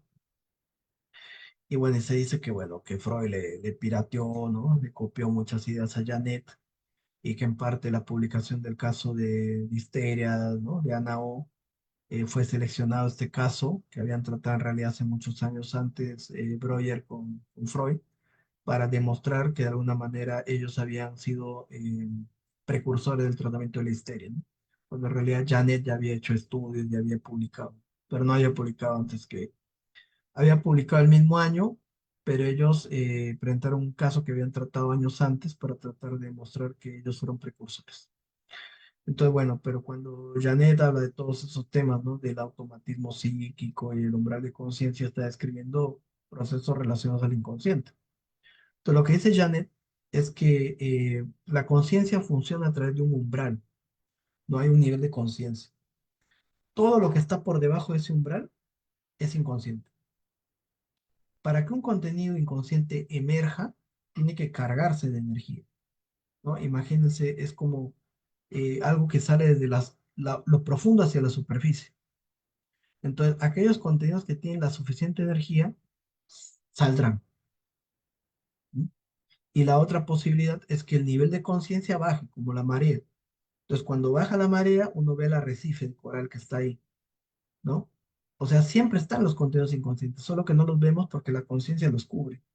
Pero, por ejemplo, si nosotros tomamos un poco de alcohol, baja el umbral y aparecen los complejos, aparecen los contenidos inconscientes. Si nosotros hacemos un poco de meditación, ¿no? Aparecen los contenidos inconscientes, baja el umbral de conciencia, ¿no? Si nosotros, por ejemplo, dormimos, baja el nivel de conciencia y aparecen los contenidos inconscientes. ¿Estamos? Entonces, para que aparezca un contenido inconsciente, tiene que haber dos condiciones. Disminuye el nivel de conciencia, ya sea a través de una práctica como la meditación, la imaginación activa, algo así, el análisis, o a través de una sustancia o de un estado fisiológico como el sueño. Si baja el nivel de conciencia, lo que antes estaba oculto aparecerá, ¿no? Otra cosa, puede ser que lo que antes estaba abajo y no se veía, salte, como si fuera, por ejemplo, un cetáceo, ¿no? Que sale de la profundidad. Por ejemplo, una persona que siempre ha reprimido su emoción, no la puede contener más y explota esta emoción, ¿no? Entonces tú dirás, porque bueno, parecerá que esto no es parte de la persona, porque como hemos dicho, hay dos, la persona y la sombra, ¿no? Y entonces, y tú dirás, ¿cómo reaccionó así si él no es así? Claro, él no se muestra así, pero en su parte inconsciente todas esas emociones están guardadas. Entonces, tarde o temprano, esas cosas que tiene guardada esa persona en su inconsciente pueden salir afuera. O puede ser que siempre salgan cuando se molesta o cuando toma alcohol, ¿entiendes? o cuando pierdes cierto control. Entonces, nosotros estamos llenos de contenidos que muchas veces no reconocemos, reprimimos, que no aceptamos, pero esos contenidos tarde o temprano se van a manifestar de alguna manera. En ese sentido, hubo una relación muy directa entre Jung y Freud, al ambos creer que las patologías y los sueños y las fantasías son las manifestaciones de esos contenidos inconscientes no reconocidos y que el método del psicoanálisis debería ayudar a las personas a volver conscientes estos contenidos no reconocidos. En teoría, si tú puedes reconocer estos contenidos inconscientes, estos contenidos van a influir menos en tu conciencia, ¿no? En la medida en la que tú los integras, tú los reconoces, tú te liberas de su influencia negativa, ¿no? ¿Se entiende? En eso consiste básicamente el método, ¿no? Entonces, de ahí la frase de Jung, ¿no? Lo que niegas te somete. Por ejemplo, si tú tienes un gran complejo en relación al dinero, ¿no? Y entonces, y no haces un análisis de por qué te genera tanto problema el dinero, de dónde viene esto, ¿no? Entonces, siempre tendrás problemas de dinero. Si tú tienes problemas en relación, por ejemplo, a la pareja, o sea, lo más fácil es decir, yo estoy bien sin una pareja, no necesito pareja, ¿no? Entonces, pero si tú empiezas a hacer un análisis, ¿qué te pasa con esto? ¿Cómo fuiste tú experimentando este tema de las parejas? ¿Cómo la relación de tus padres ha influido en tu forma de relacionarte con las parejas? Entonces tú podrás empezar a hacer un trabajo personal con estos complejos y el resultado en tu vida podrá cambiar. Pero nada va a cambiar si tú no te haces cargo de ti mismo, de lo que hay dentro de ti. Porque la vida que tú tienes fuera es el resultado de cómo estás dentro, ¿va? ¿Se entiende? O sea, hay una relación directa entre el trabajo interior y la manifestación exterior. Entonces hay gente que quiere cambios en su vida sin hacerse cargo de sí mismos. Hay un mito muy importante que es el mito de Hércules, ¿no? Cuando Hércules, en una de las tareas que le dan, tiene que ir a limpiar unos establos llenos de mierda, ¿no? Y entonces esos establos que no se habían limpiado durante varias décadas y las heces eran tan pestilentes que no crecía nada alrededor, estaba lleno de todo de urea, ¿no? Todo contaminado, no crecía nada. Entonces, y era todo totalmente inhabitable, pestilente. Y esta tarea se la dan a Hércules para, como para humillarlo, ¿no? Y él tiene que limpiar todo ese establo en una tarde. Y entonces Hércules se da cuenta que a cada lado del establo eh, había un río que corría, ¿no? Y él empieza a desviar el curso de los ríos con grandes piedras, empieza a empujar piedras, ¿no? Y a desviar el cauce. Entonces estos ríos se juntan y entran al establo y se llevan todas las heces, ¿no? Y fertilizan todos los campos. Entonces, de alguna manera, Hércules es un arquetipo, una imagen que representa el yo, la voluntad, la conciencia. No, es el dios de la fuerza, pero no la fuerza física, ojo, ¿no? Se cree que es la fuerza física, es la fuerza del espíritu, la fuerza de la voluntad, ¿no? En el tarot, por ejemplo, aparece la fuerza, ¿no? Como muchas veces un hombre ahorcando un león. Después más sutil, porque es una fuerza espiritual, no es una fuerza física. Una mujer abriendo y viendo en el interior del león. El león puede representar el inconsciente, ver en el interior de nuestro propio inconsciente. En otra tarea, Hércules tiene que matar al león, era un león que no le entraba ningún arma, ¿no? Rebotaban todas las armas, su piel era impenetrable, y él lo mata con sus propias manos. Entonces, el trabajo interior es algo que tenemos que hacer con nosotros mismos, con nuestras propias manos. No hay trucos, no hay armas, nadie lo va a hacer por ti. O sea, nadie va a ayudarte a ti a mejorar tu vida si tú no te ves, si tú no trabajas en ti. Entonces, mucha gente nos escribe qué título dan, qué certificado, no interesa. Eso es secundario. O sea, si tú no trabajas en ti, si tú no trabajas lo tuyo, ¿de qué te sirve tener un cartón que diga soy psicólogo? Para, para crear una máscara más, soy psicólogo junguiano, soy terapeuta junguiano, para ser inauténtico, para seguir engañando a la gente, ¿no? Entonces, mucha gente, lamentablemente, incluso dentro del mundo junguiano, lo que busca es eso, tener una máscara más, tener un cartón más, ¿no? Y no hay un compromiso con la propia individuación, con el propio trabajo, con la propia vida. De acá de lo que se trata es tú tienes que ser tu primer paciente, ¿no? De eso trata. El trabajo contigo mismo, que dura años, años. Tú no vas a ayudar a alguien a resolver nada si tú no has resuelto nada, ¿no? ¿Se entiende? Entonces, y resolver la propia vida es jodido, es difícil, ¿va? Y la vida siempre nos golpea. Es como los videojuegos, ¿va? La vida es como los videojuegos, o sea, el personaje va adquiriendo más conocimientos, más armas, más recursos. ¿Y qué crees? ¿Que se pone más fácil o más difícil el juego? ¿No? Entonces, a medida vas avanzando y teniendo más recursos, la vida te empieza a chingar más, ¿no? Entonces dice Kurt Cobain, nadie sale virgen de la vida, la virgen nos viola a todos, ¿va? O sea, la vida nos va a violar, nos va a revolcar, ¿va? La vida no es fácil, la gente que queremos se nos va a morir, la gente que amamos nos va a fallar, ¿no? Nos van a traicionar y no nos enseñan en la escuela cómo lidiar con esto, ¿va? Nos vamos a sentir insuficientes, vamos a sentir que hemos fracasado muchas veces, ¿no? Entonces lo que podemos hacer es ser más conscientes, aprender a remar en ese mar que es la vida de una forma mejor, que nos revuelque menos la vida, ¿va? Pero la vida de por sí no podemos sanar. La vida es lo que es. No podemos sanarnos de la vida. La vida siempre nos va a poner situaciones. Entonces, el análisis no busca corregir la vida. Lo que busca es hacer que la vida sea lo menos difícil posible, si eso es posible, ¿va? Y la vida es menos difícil cuando, en primer lugar, limpiamos esos estados, ¿va? Cuando nosotros podemos hacernos cargo de nuestro pasado, entonces lo que nos va a doler no es el presente con el pasado, sino es el presente. Porque si, por ejemplo, mis padres se separaron de niños y yo tengo un gran complejo en relación a eso, no he superado ese trauma, ¿no? Y yo, desde lo profundo de mi ser, he querido darle a mis hijos un hogar funcional, ¿no? Pero he fracasado, ¿no? Y fracasado entre comillas, porque no creo que hayas fracasado, simplemente no funcionó. Tú quisiste darle a tu hijo lo que no tuviste, no funcionó, porque tus padres eran unas personas y tú eres otra persona. Y la relación con el padre o la madre de ese hijo, de esos hijos, no fue viable, ¿no? Y entonces, y tú no estás sufriendo solamente, digamos, porque tu relación ha terminado, sino porque estás proyectando en tu hijo el complejo no resuelto tuyo de niño de que tus padres se separaron. Entonces estás sufriendo por dos, la separación actual y la herida del niño, ¿no? ¿Se entiende?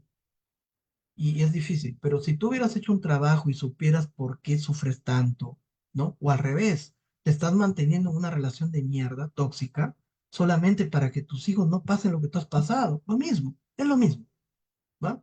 Y al final esos hijos que crecen te reclaman, ¿por qué tú nunca te separaste tú? Yo pensaba que hacía bien para... No, eres una cobarde, nunca te has separado de mi padre, a pesar de todo lo que te he hecho.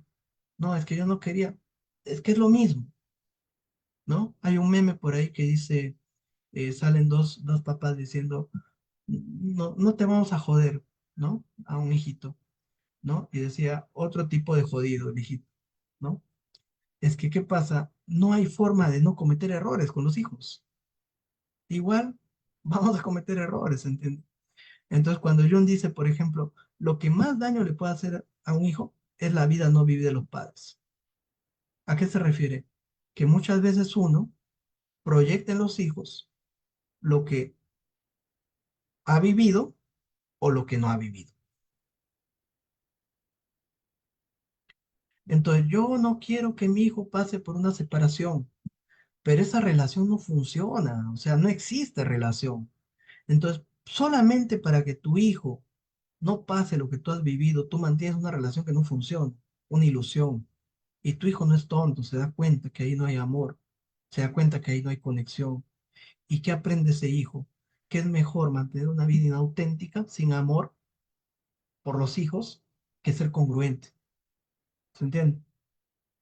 Y eso tiene que ver más contigo que con tus hijos. Porque si tú hubieras trabajado esa herida, hubieras elaborado esa separación de tus padres, tú podrías entender que tú puedes seguir siendo madre o padre de tus hijos desde un ambiente saludable, ¿no? Y que los hijos tendrán que, como todos en la vida, hacerse cargo de lo que les tocó. Nosotros no somos dioses, no podemos evitar que nuestros hijos sufran. Los hijos tienen que vivir su propia vida, así como nosotros también. ¿Se entiende? Pero muchas veces nosotros traemos esos complejos y el sufrimiento se multiplica, ¿va? Y con la mejor intención, ¿no? Entonces, lo hacemos muchas veces con la mejor intención. Por ejemplo, no quiero que le falte nada a nuestros hijos y le damos todo y al final nuestro hijo es una persona inútil que no puede lidiar con la vida. Y cuando vienen las madres y dicen, no sé qué faltó, no faltó, sobró, sobró, le diste demasiado, le diste tanto que no permitiste que desarrolle su autonomía. ¿Se entiende? Entonces, es muy importante estas dos figuras de los padres, porque son la base. Jung decía algo, ¿no? Citando mucho a Adler, el exceso o la falta generan ya un problema.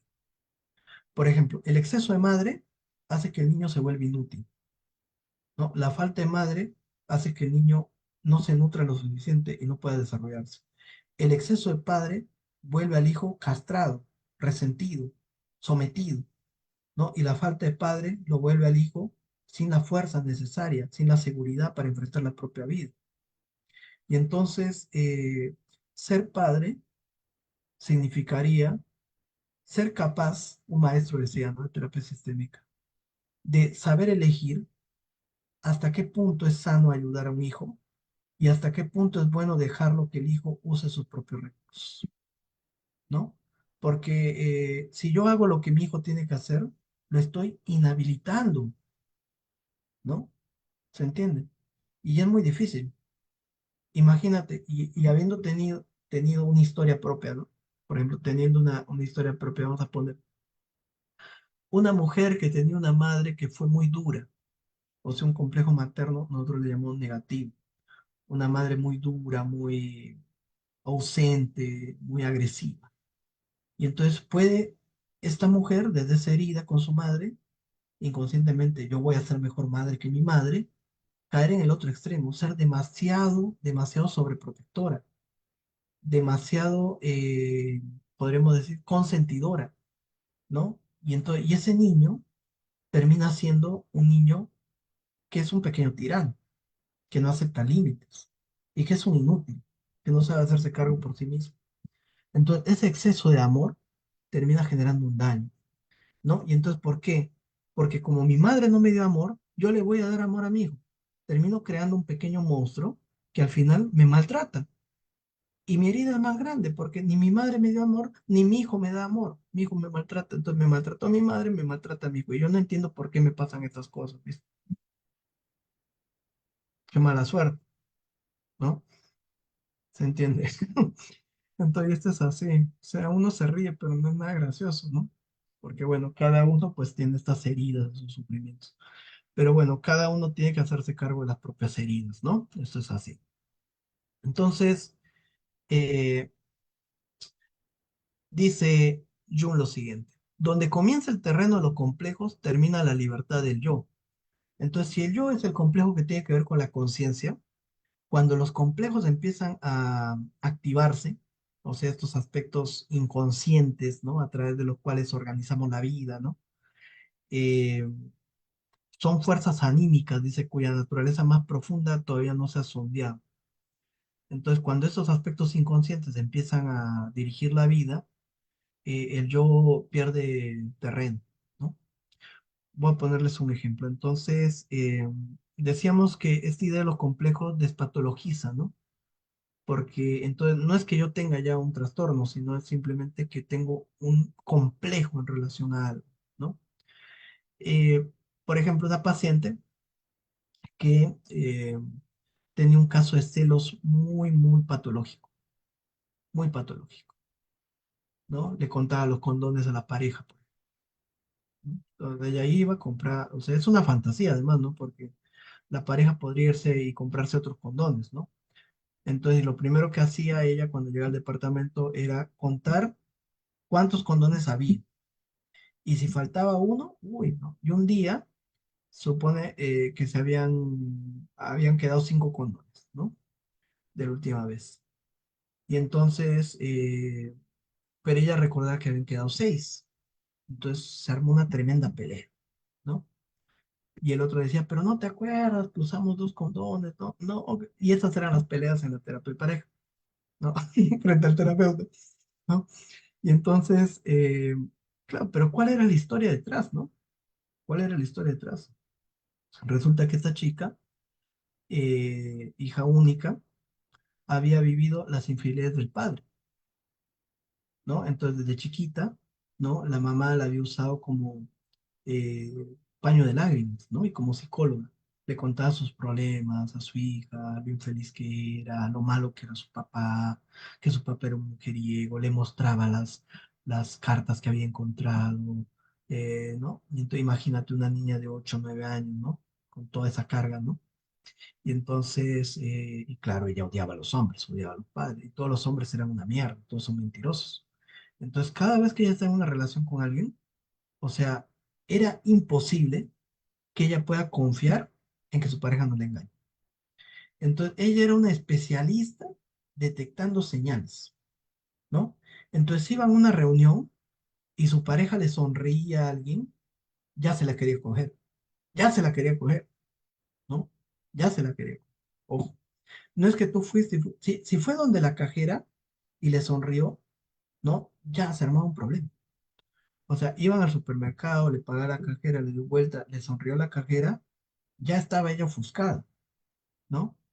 ¿Qué te pasa? ¿Qué me va a pasar, pues, si le estabas viendo el culo a la cajera? ¿No? Ese tipo de discusiones, todo el tiempo, ¿no? Y esto que nosotros podemos decir era una tóxica, ¿no?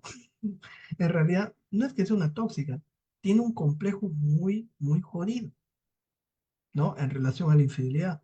Y eso tiene una explicación, tiene una historia, ¿no?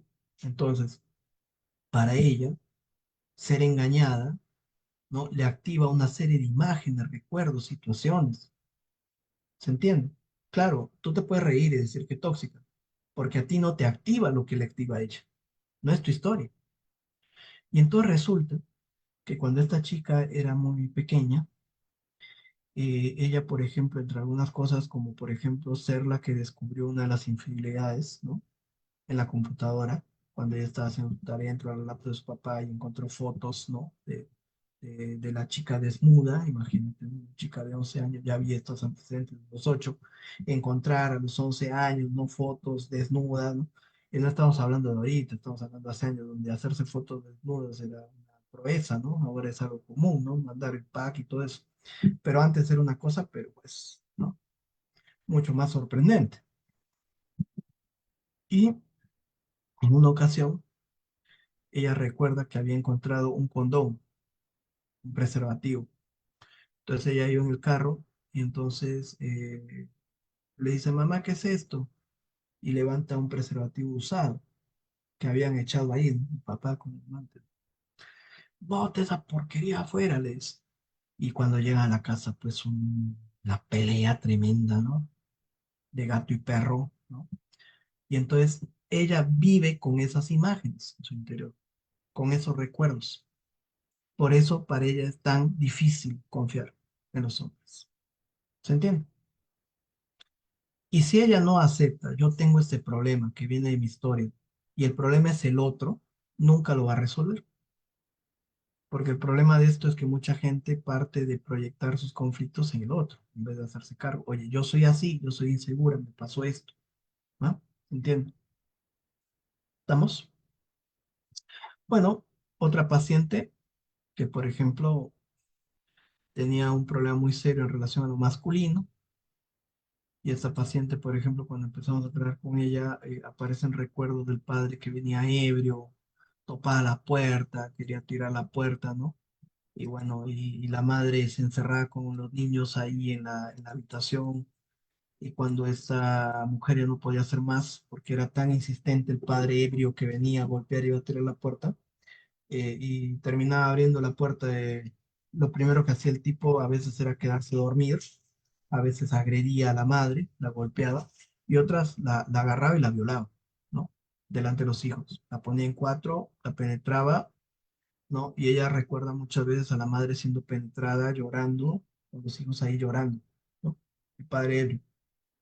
Y entonces, y esta mujer tenía serios problemas para vincularse con lo masculino, ¿no? Entonces, cada vez que un hombre le proponía algo, o sea, ella se molestaba muchísimo, sexual, incluso cuando estaba con pareja muchos meses, nunca accedió a nada sexual, ¿no? Y entonces habita con esas imágenes, ¿no? O sea, el complejo no es algo inofensivo. El complejo no es un sistema de creencias irracionales, como dice Albert Ellis, que hay que hacerle una reestructuración cognitiva para volver racionales esas imágenes, ¿no? Esas ideas.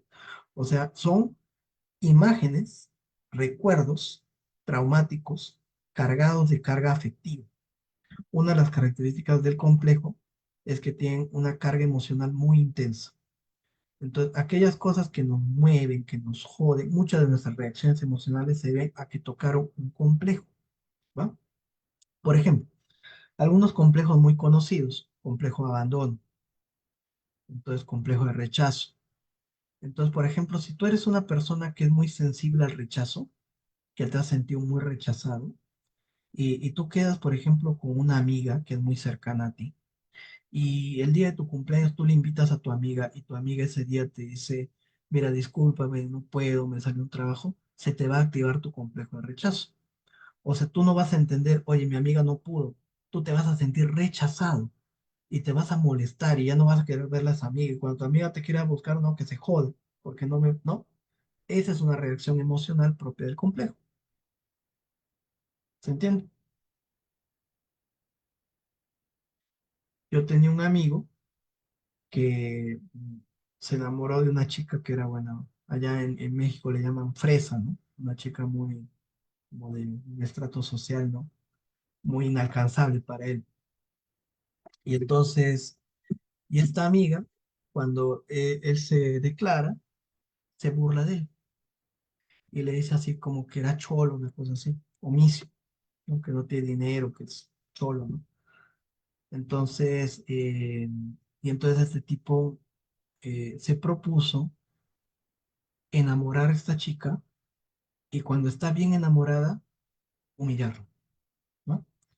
Y entonces él siempre contaba esa historia. Nosotros éramos jóvenes.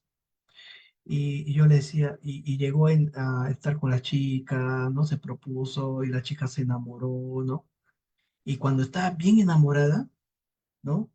La rechazó. Y yo le digo, oye, pero tú no estabas enamorado, sí, pero más podía mi orgullo, ¿no? O sea, se demoró como 3 años en enamorarla y cuando estaba bien enamorada la rechazó, ¿no? ¿Se entiende? Y entonces así son los complejos, ¿no? Entonces, y esos complejos muchas veces no son racionales. Entonces, una persona que puede ser, por ejemplo, yo tengo pacientes, ¿no? Que son ingenieros, tienen maestrías, tienen, pues, ¿no? O sea, en teoría son personas que tienen muchos estudios, pero en la realidad tienen una inseguridad muy grande, ¿no? Y entonces cuando tú lo ves por fuera, tú no te imaginarías la inseguridad que tienen, ¿no? Porque tienen un complejo de inferioridad importante, se sienten inferiores. Entonces existen algunos complejos que son muy conocidos, ¿no? Complejo de abandono, complejo de rechazo, complejo de inferioridad, ¿no? Complejos de culpa. Entonces, bueno, de eso trata un poco el tratamiento analítico, de tratar estos complejos. Entonces, el mito de Hércules, ¿no? Si lo analizamos, si Hércules sería esa parte de la conciencia, la voluntad, el héroe, ¿no? El arquetipo del héroe, la parte más, podríamos decir nosotros, consciente, ¿no? De nosotros mismos. El establo representaría nuestro ser, ¿no? Y las heces acumuladas representarían la mierda, todo lo que acumulamos dentro, ¿no? Todo lo que guardamos, las experiencias traumáticas.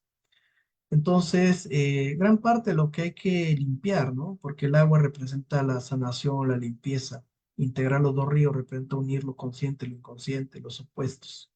Entonces, el trabajo de limpieza, lo que podemos hacer es limpiar esos aspectos de nuestra historia personal y como dice la alquimia, ¿no? O sea, la mierda es buen abono. O sea, lo que nos pasó en la vida puede ser una oportunidad para sanar a otros, a veces no a nosotros, ¿no? A veces, por ejemplo, si tú has sufrido un abuso sexual, eso no se va a ir, eso es parte de tu historia. Si tú has sufrido un abandono, eso es parte de tu historia. Pero a partir del propio dolor tú puedes ayudar a otros. Ese es el arquetipo del sanador herido, ¿no? Entonces, y el mito de Heracles, que tiene otros aspectos muy interesantes, nos habla mucho de estos procesos. Por ejemplo, otra imagen en Hércules tiene que ver con el lago Estínfalo. El lago Estínfalo, que era un lago muy cristalino, donde antes había mucha vida, un lugar muy hermoso, se había llenado de unas aves carroñeras, unas aves muy oscuras, que hacían tanto ruido que ensordecían cualquier sonido, no dejaban escuchar nada. Y sus heces eran tan pestilentes y tóxicas que mataban todavía, nada podía crecer. Y cuando elevaban vuelo estas aves, eran tan numerosas que cubrían la luz del sol. Entonces, cuando Hércules va a este lago, tenía que espantar a todas las aves. No puede, eran infinitas. Intenta con su arco, pero no hay cuando acabas. Eran innumerables. Se le presenta a Atenea como una anciana, ¿no? Como una anciana. Y entonces esta anciana le da dos címbalos, dos, como dos discos ¿no? de cobre. Y entonces, cuando Hércules junta los discos empiezan a hacer una vibración, un sonido. Y el sonido espanta a las aves. Todas las aves se van volando, ¿no? Entonces, fíjense, en el mito de Hércules, Hércules pasa de la fuerza física al desarrollo de aspectos espirituales. Esta vibración tiene que ver mucho con algo que también se promueve mucho del budismo, la meditación, que es alcanzar un nivel de vibración distinto, un nivel de conciencia diferente, que es producto de la unión de estos dos círculos, ¿no? De consciente e inconsciente, de estos opuestos. Entonces, el lago puede ser la representación del mundo interior, ¿no? De la persona, que en vez de estar apacible y cristalino, se ha contaminado y se ha llenado de estos aspectos inconscientes. Entonces las aves pueden ser la representación de estos complejos, estas voces, estos pensamientos, estos sentimientos que habitan el interior y que matan toda posibilidad de la vida, ¿no? Entonces existen personas que viven habitados por voces internas, ¿no? Una de las definiciones más básicas en el budismo tiene que ver con esta idea de la mente, ¿no? La mente que va de rama en rama, la mente que está exacerbada, ¿no? Autores muy importantes como por ejemplo Eckhart Tolle, un autor, ¿no? Hablan de esto, de la necesidad de aquitar la mente. Todos los autores del budismo, Krishnamurti, todos los grandes místicos entienden la necesidad de recuperar ese estado de claridad, ese estado de quietud, ese estado de paz interior, ¿no? Entonces, el tratamiento y la observación de estos aspectos que habitan en nuestro interior, ¿no? Y poderlos elaborar, ¿no? Es una condición básica de toda práctica, no solamente la psicología analítica, ¿no? Y entonces, bueno, empezar a ver el interior, ¿no? Entonces, primero uno lucha con esos aspectos, los quiere eliminar, y después uno entiende que realmente esto es un poco como el aikido, ¿no? Si uno logra usar esa fuerza que se opone a nosotros a nuestro favor, nosotros podemos crecer y evolucionar. De esa manera, el inconsciente y la sombra no es un enemigo, que parezca un enemigo, sino que está al servicio de nuestra transformación. Todo lo que nos pasa está al servicio de nuestro crecimiento, incluso los síntomas, incluso la patología. Una crisis, una depresión, una adicción puede ser una gran fuente de transformación personal, si sabemos encontrar en ella su sentido, ¿no? Entonces, esto visto de la psicología junguiana es así. Y en la psicología transpersonal también se plantea de esa manera, ¿no? El poder transformador de la crisis o del inconsciente.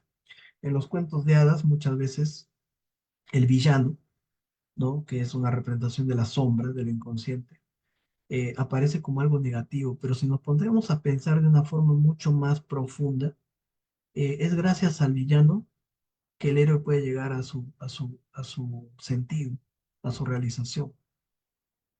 Existe un cuento que es el cuento de los tres pelos del diablo, El héroe era un niño que había nacido con buena estrella, pero en un lugar muy pobre.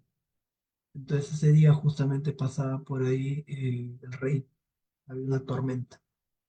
Y el rey se entera que en esta casa de gente muy humilde había nacido un niño con buena estrella, del cual se decía que algún día llegará a ser un rey y se casará con la hija del rey, con la princesa. El rey que estaba ahí, digamos, de incógnito, se presenta como un hombre noble y le pide a esta familia que le vendan al niño, porque él no podía permitir que esa profecía se cumpliese, ¿no? Que este pobre niño se case con su hija y que lo destrone. Y bueno, y convence a los padres que es parte de la suerte del niño. Qué suerte que justamente ha pasado un hombre cercano a la nobleza y es parte del destino del niño ser comprado. Los padres lo venden y el rey lo lanza al río, pero el niño flota y llega hasta un molino donde lo crían unos ancianos. 15 años más tarde, el rey pasa por el molino y encuentra a los ancianos con este muchacho. ¿Cómo es posible que unos ancianos tengan un muchacho tan joven? Dijo. ¿Dónde están sus padres? ¿No? Y cuentan la historia que hace 15 años, ¿no? Este niño apareció, ¿no? Flotando sobre el río. Es una bendición para ellos que nunca pudieron tener hijos. Realmente es afortunado, se llama afortunado. Y el rey no podía más con la rabia, ¿no? Y ordena inmediatamente que el muchacho vaya hacia el castillo y que lleve un mensaje, una carta real. Entonces, cuando ese muchacho eh, tiene dos opciones, va por el camino real, que es más largo, o va por el bosque oscuro, que está lleno de peligros, bestias y ladrones. Y él dice, bueno, iré por el bosque oscuro, total, ¿qué me va a pasar? ¿No? Y entonces va por el bosque oscuro y bueno, y él se queda a dormir en una cueva de ladrones. Y hay una anciana que le dice, oye, ¿pero qué haces acá? Que hay unos ladrones terribles. No, ¿qué me van a hacer? Tengo muchos sueños. Si me quieren matar, que me maten. Da igual. Entonces él se duerme y cuando vienen los ladrones se sorprenden de la frescura de este joven, ¿no? ¿Cómo es posible que no tenga miedo, que se quede tan plácidamente a dormir ahí? Le revisan todo y no tenía ni un peso, el pobre muchacho, era realmente pobre. Y encuentran la carta del rey y la abren y dice, cuando este muchacho llegue al castillo, quiero que lo ejecuten inmediatamente. Los ladrones se apiadan de la ingenuidad de este pobre joven y le cambian la carta, porque eran falsificadores.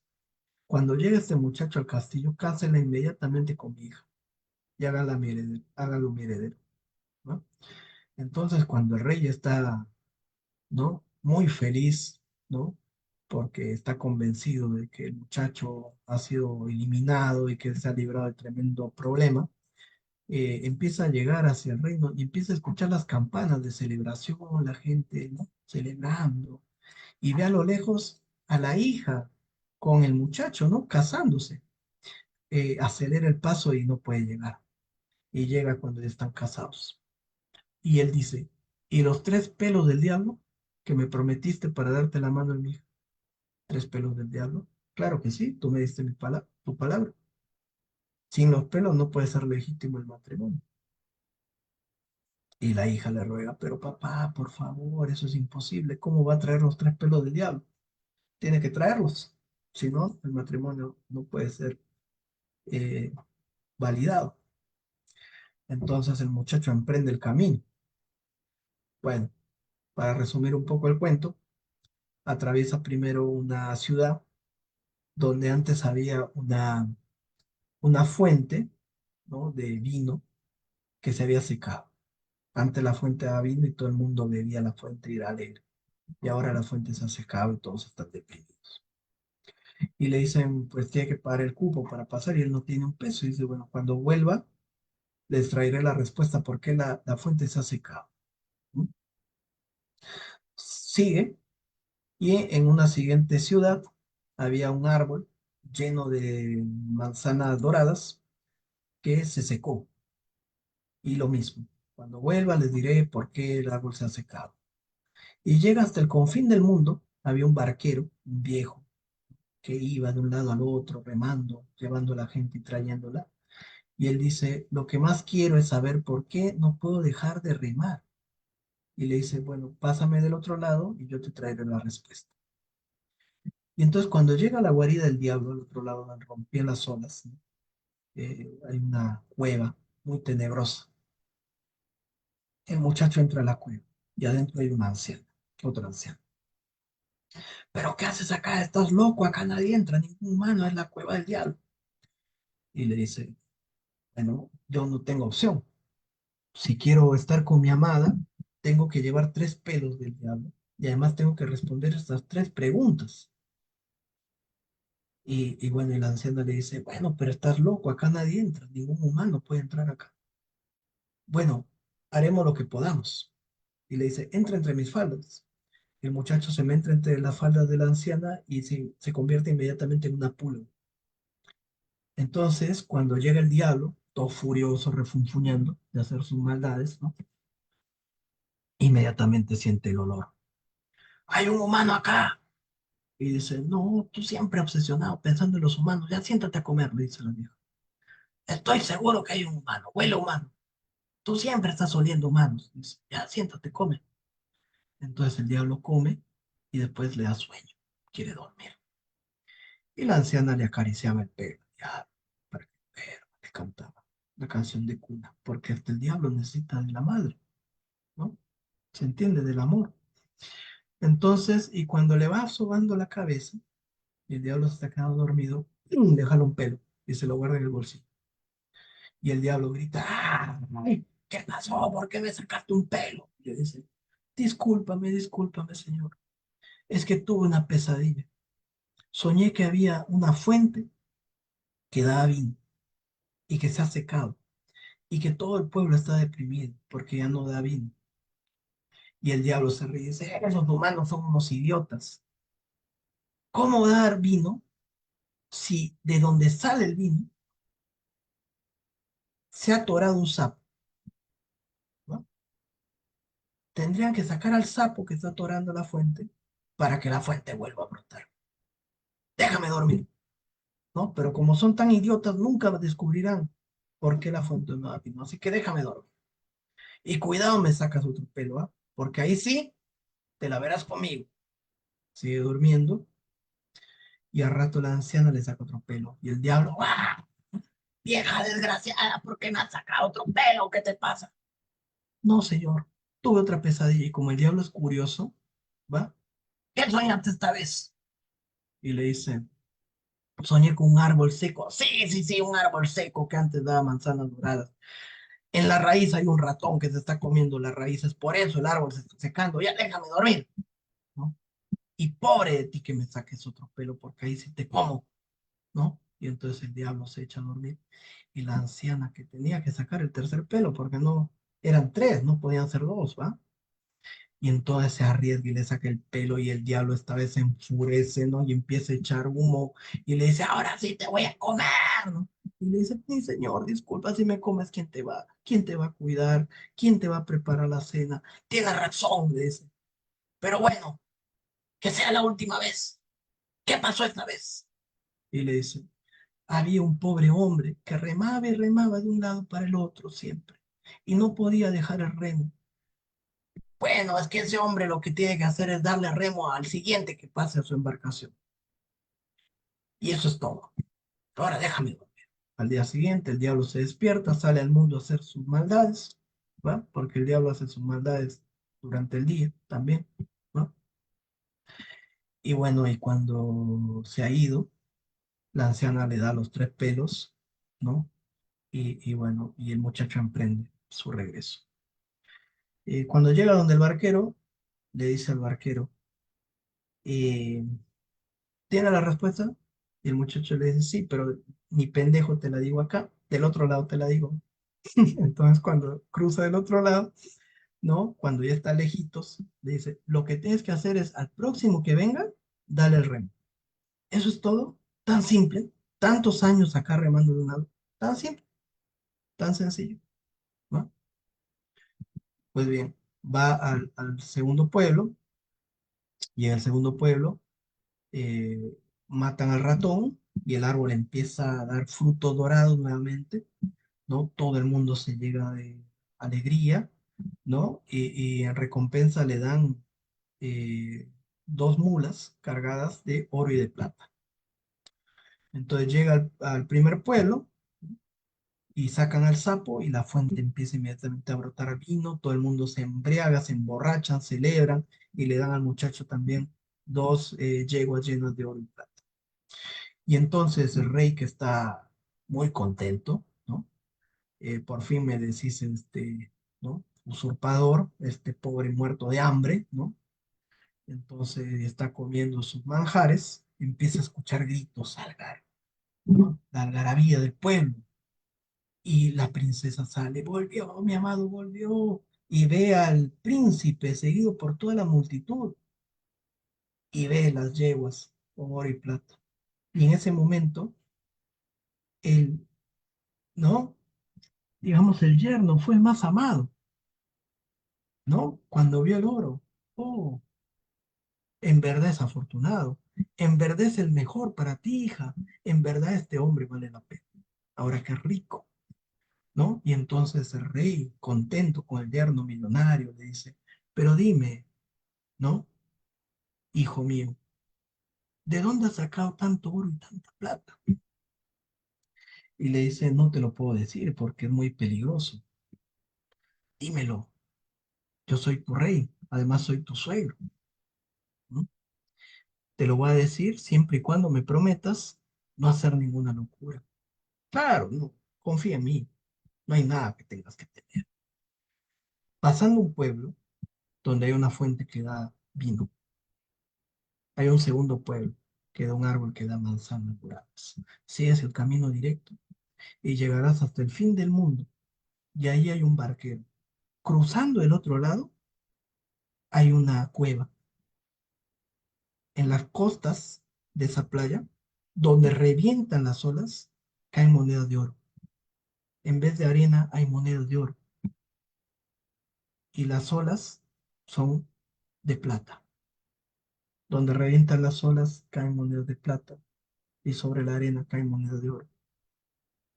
Y los ojos del rey se llenan de codicia. Y esa misma noche el rey emprende el viaje con un tropel de yeguas, ¿no?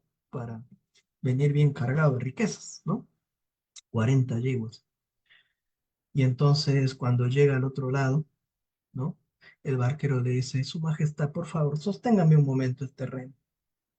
El rey lo agarra y queda atrapado en la embarcación. Y se dice que hasta ahora está remando por ahí, ida y vuelta, ¿va? Y entonces el príncipe gobernó con mucha sabiduría, se convirtió en rey. Y esa es la historia del hombre afortunado, ¿va? Y entonces, claro, ese rey era un desgraciado, es un símbolo de la sombra, pero si no fuera por él, el muchacho no hubiera llegado a ser quien es. Entonces muchas veces la sombra, el inconsciente es quien nos empuja a nuestro destino. ¿Va? Hay muchas cosas que analizar en este mito, evidentemente, ¿no? El arquetipo del niño divino, el niño con buena estrella, Jesús, ¿no? En el pesebre, también perseguido, ¿no? Es la fuerza del sí mismo que no puede ser ahogada, no puede ser asesinada. El rey representa el ego, esa parte de la personalidad que hace lo posible por sobrevivir, que no quiere que lo nuevo nazca, no quiere perder su poder. Entonces, dentro de nosotros mismos hay aspectos que se van a resistir al cambio. Entonces, mucha gente no va a terapia porque quiere cambiar, sino porque no quiere que cambie, porque la vida los está empujando de todas formas a cambiar y ellos no quieren cambiar. Entonces, hay una parte de nosotros que es como ese rey, el ego, que no quiere que nada nuevo nazca en nosotros, que no quiere perder su poder, ¿no? Que hace lo imposible, como dice Jung, para llegar a ser quien es, ¿no? Una frase famosa de Jung, ¿no? El hombre haría hasta lo más absurdo para evitar ser quien es, ¿no? Para alejarse de sí mismo. Y entonces este viaje del héroe, esta búsqueda de nosotros mismos, esta realización que implica, por un lado, confrontar la sombra, fíjense la actitud del príncipe que no se pelea con la sombra, con los ladrones lo ayudan. Entonces, cuando uno no se pelea con el inconsciente te ayuda, ¿cierto? Entonces, hacerse amigo de la propia neurosis, de la propia, ¿no? De los propios complejos, dialogar con los complejos. De ahí que Jung diga, ¿no? Si la depresión viene a tu casa, o sea, no te pelees, abre la puerta, charla con ella. Si el diablo te viene a ver, dialoga con el diablo, porque es tu propio diablo, ¿no? Entonces, y todos estos aspectos, ¿no? Por ejemplo, el viejo rey que quiere, ¿no? seguir dominando es el ego, ¿no? Que no quiere cambiar.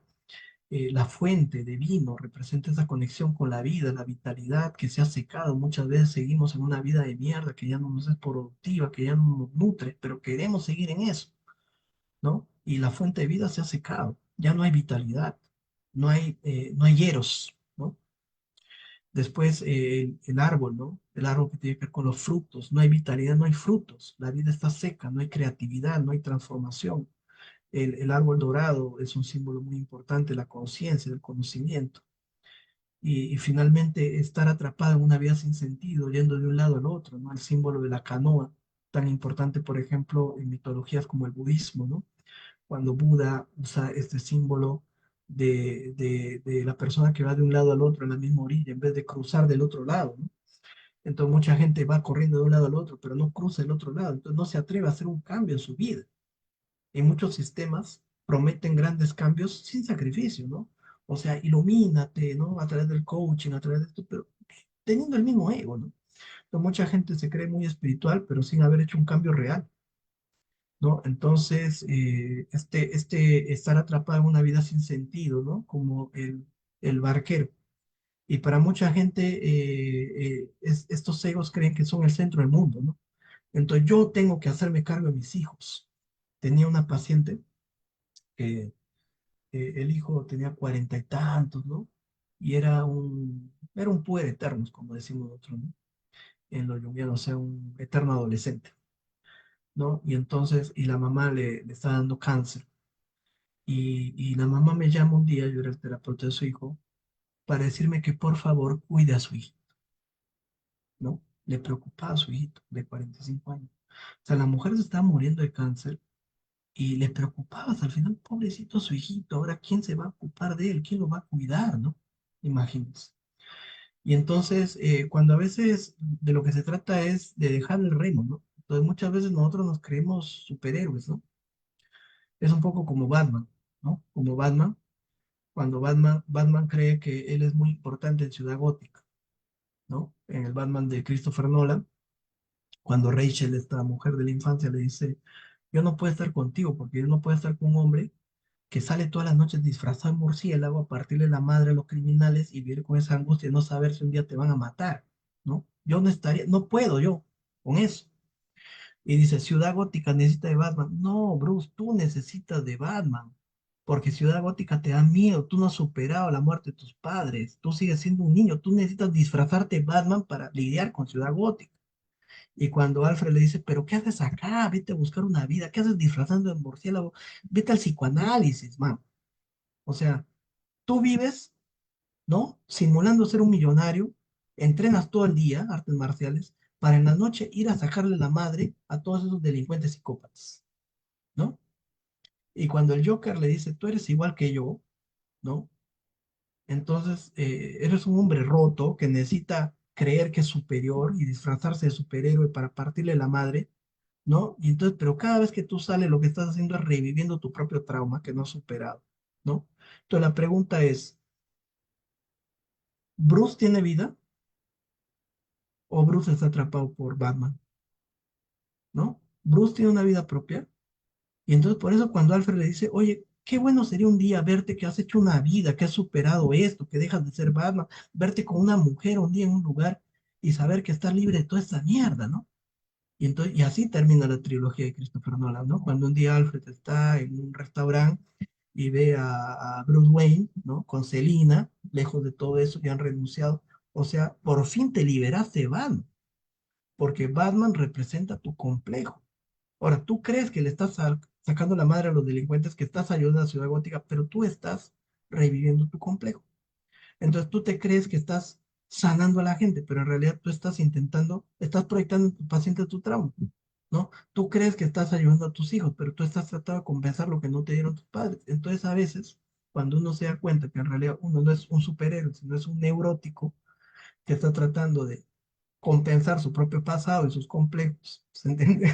Entonces no es tan sencillo, ¿no? ¿Se entiende? Entonces, fíjense, muchas veces lo que más creemos que tiene sentido para nosotros no es nada más que una compensación de nuestros propios completos. Oye, si tú dejas de ser la supermamá, no pasa nada, no pasa nada. O sea, si tú le pasas el remo a otro güey, ¿no? No pasa nada. O sea, el mundo no depende de ti, ¿no? ¿Se entiende? Pero cuando uno está bien metido con el complejo, uno cree que el mundo depende de él. O sea, si yo no me quedo acá ayudando a la gente a cruzar del otro lado, nadie lo va a hacer. Siempre va a haber otro güey que lo haga. ¿Se entiende? El mundo no depende de ti.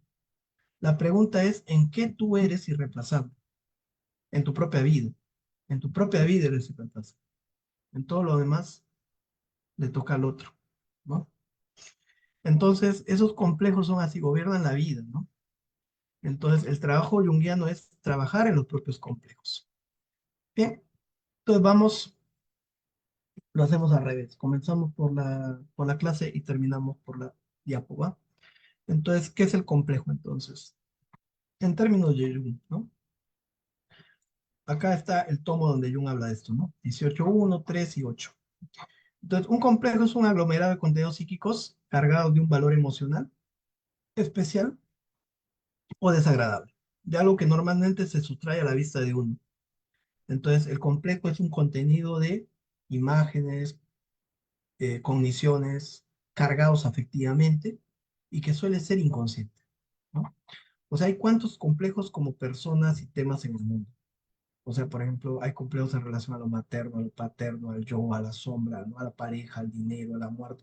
Hay tantos complejos como temas hay, ¿no? Entonces, siempre nuestra forma de relacionarnos con esos temas es a través de un complejo, que puede ser un complejo que nos facilite o un complejo que nos dificulte ese tema, ¿no?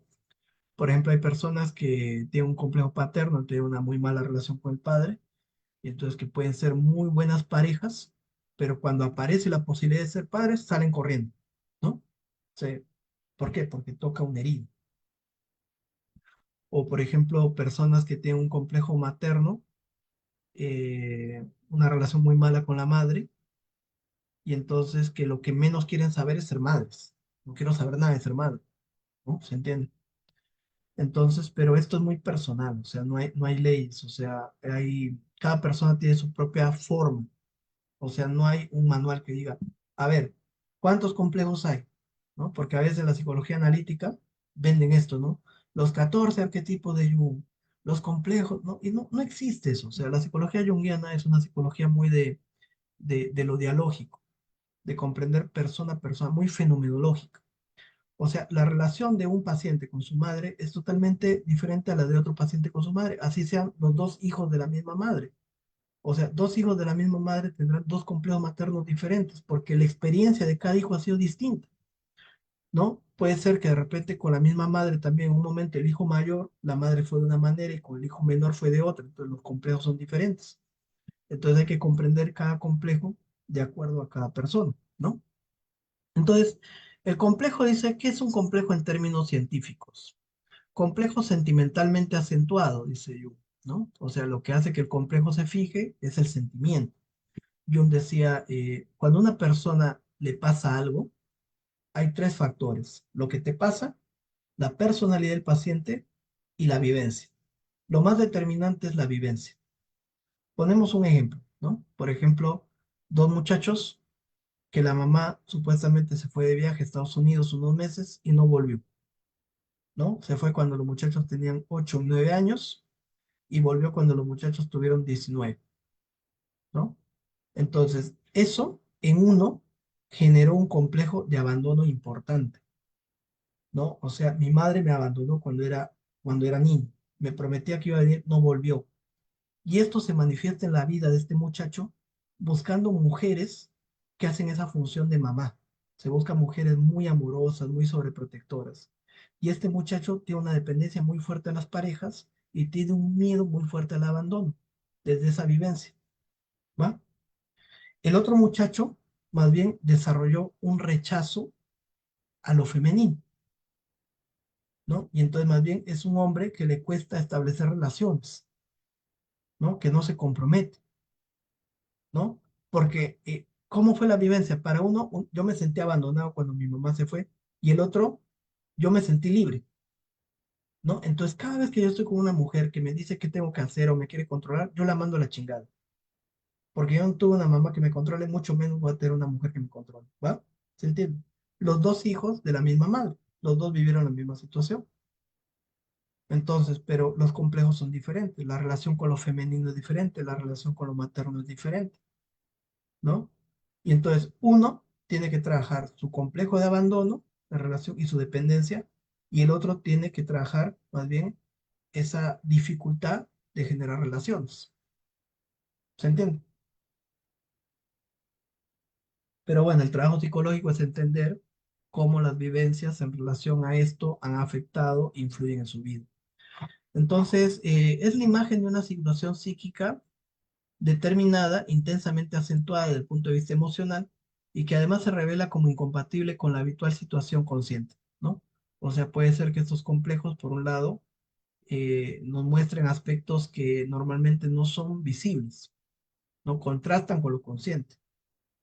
Otro, la persona que tiene un fuerte complejo, piensa en términos del complejo, sueña con los ojos abiertos y ya no se adapta psicológicamente a su medio. O sea, cuando esta persona que contaba los preservativos le entra la inseguridad, ya no piensa racionalmente, está tomada por el complejo. Jung usa este término, estar tomado, estar poseído por el complejo. Cuando esta persona, por ejemplo, se siente abandonada, ¿no? Por la amiga, que le dice no puedo ir, ya no hay pensamiento racional, lo que aparece es la emoción, revive una emoción, ¿no? ¿Estamos? Entonces, por eso es muy difícil que los complejos se puedan entender y tratar de forma racional, ¿no? Porque son altamente emocionales. Entonces hay que tratarlos desde el punto de vista emocional. A esto se refiere Jung con el aspecto eh, cuantitativo del complejo. Jung descubre los complejos cuando él trabaja como psiquiatra en Burgosli, en esta clínica, ¿no? Del Hospital de Zúrich, en la cual él trabaja en 1904, hace unos estudios, unas investigaciones experimentales donde pasa ciertas palabras a los pacientes y mide la respuesta. ¿No? Apunta por un lado la respuesta que dan los pacientes y por otro lado el tiempo de reacción, la respuesta fisiológica, ¿no?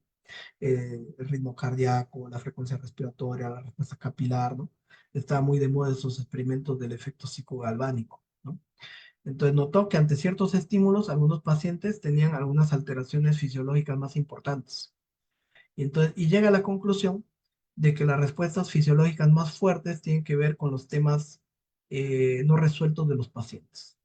Por ejemplo, a un paciente le decían padre, ¿no? Y se le disparaba, por ejemplo, la frecuencia cardíaca, ¿no? Entonces él decía, bueno, este paciente tiene un complejo en relación al padre, ¿no? Porque este estímulo activa una respuesta demasiado exacerbada.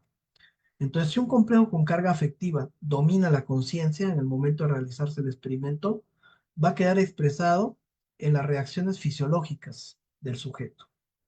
De la misma manera, se da cuenta que cuando un paciente toca algún tema sensible, lo que aparece es somatización, parálisis, ¿no?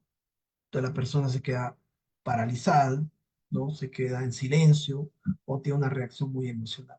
Entonces, aquellos temas que son más sensibles a nosotros generan mayor reacción emocional. Entonces dice Jung lo siguiente, llegué a mi teoría de los complejos autónomos como la causa del bloqueo del flujo libidinal asociativo. Simultáneamente, Freud estaba elaborando el concepto de complejo. Entonces, el complejo ha de ser un factor psíquico que, dicho desde el punto de vista energético, posee una valencia que temporalmente supera la intención consciente. O sea, el valor emocional del complejo, la reacción emocional que genera el complejo, es vista por Jung como una carga energética. Cuando Fanny hablaba de la libido y todo esto, ¿no? O sea, es la expresión energética. O sea, a mayor reacción emocional, a mayor somatización, a mayor frecuencia, a mayor extensión, mayor efecto, mayor energía tiene ese complejo. Por ejemplo, no es lo mismo una persona que tiene miedo a que la abandone y que esto aparece como un pensamiento, a una persona que siente una angustia, que somatiza, ¿no? No es lo mismo una persona que le pasa esto una vez al mes a una persona que durante todo el día está pensando en eso. Entonces, uno puede medir la gravedad de un complejo por su intensidad, por su frecuencia, por su extensión, ¿no? Por su manifestación física a través de síntomas. Por ejemplo, de esa manera, los síntomas somáticos, los síntomas físicos, son expresiones de aspectos inconscientes que nosotros podemos comprender.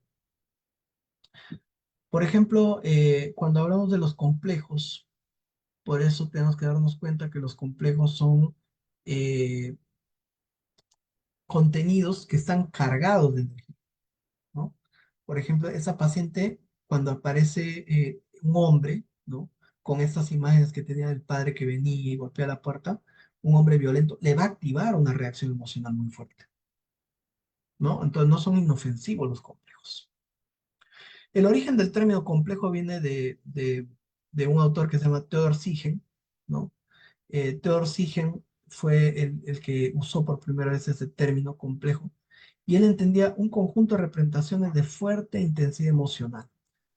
El término complejo fue introducido también por Freud, por Adler, fue asumido por el psicoanálisis, se habla en Adler del complejo de inferioridad y superioridad, en Freud del complejo de Edipo, ¿no? Y entonces el término de complejo asume un lugar tan importante en la psicología junguiana que Jung pensó en llamar a su psicología psicología compleja en un momento, ¿no? Entonces, según Jung, los complejos son los contenidos nucleares del inconsciente personal, mientras los arquetipos serían los contenidos nucleares del inconsciente colectivo, ¿no? Entonces, cuando nosotros trabajamos con los contenidos del inconsciente de un paciente, estamos trabajando con sus complejos. El complejo para Jung, sin embargo, es, como hemos dicho ya, la expresión normal de la psique, ¿no? No podemos no tener complejos. De ahí la famosa frase que dice Jung, el problema no es tener complejos, el problema es que los complejos te tengan, ¿no? Entonces dice, todo el mundo sabe hoy que uno tiene complejos, menos conocidos que los complejos le tienen a uno. O sea, una cosa es tener un complejo y otra cosa es que el complejo dirija tu vida sin que tú te des cuenta, ¿sí? O sea, esa es la diferencia. Los complejos son parte de la psique normal, no son una expresión de la patología, son la forma en la cual organizamos los diversos contenidos y formamos asociaciones en torno a ciertas temáticas vitales.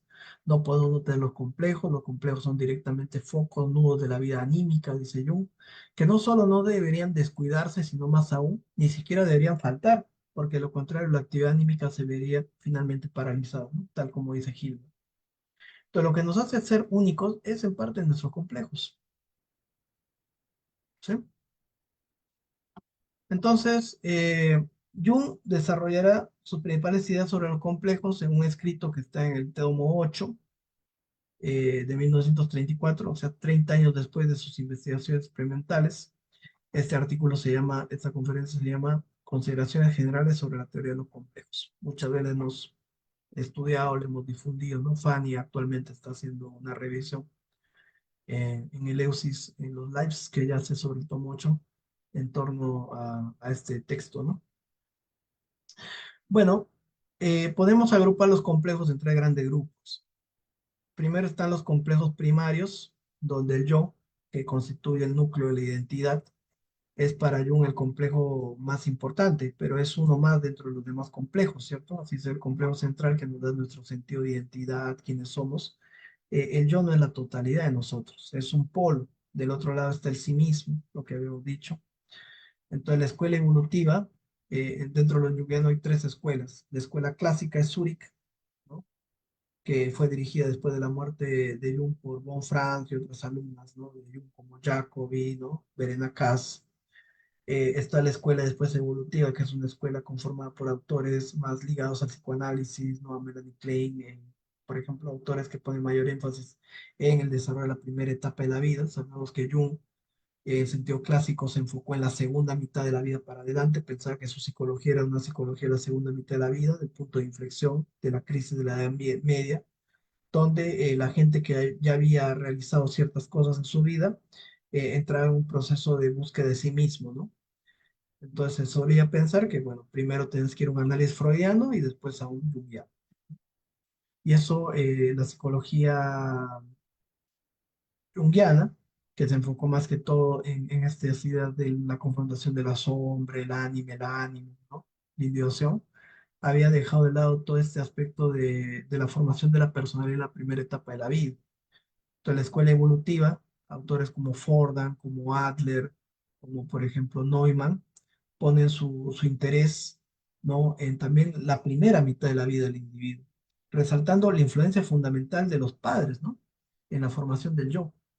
Y entonces en la psicología analítica le dan mucha importancia a los tres complejos básicos, la influencia de lo materno, de lo paterno y de lo fraterno, ¿no? Acá, fíjense, hay un error, acá están invertidos.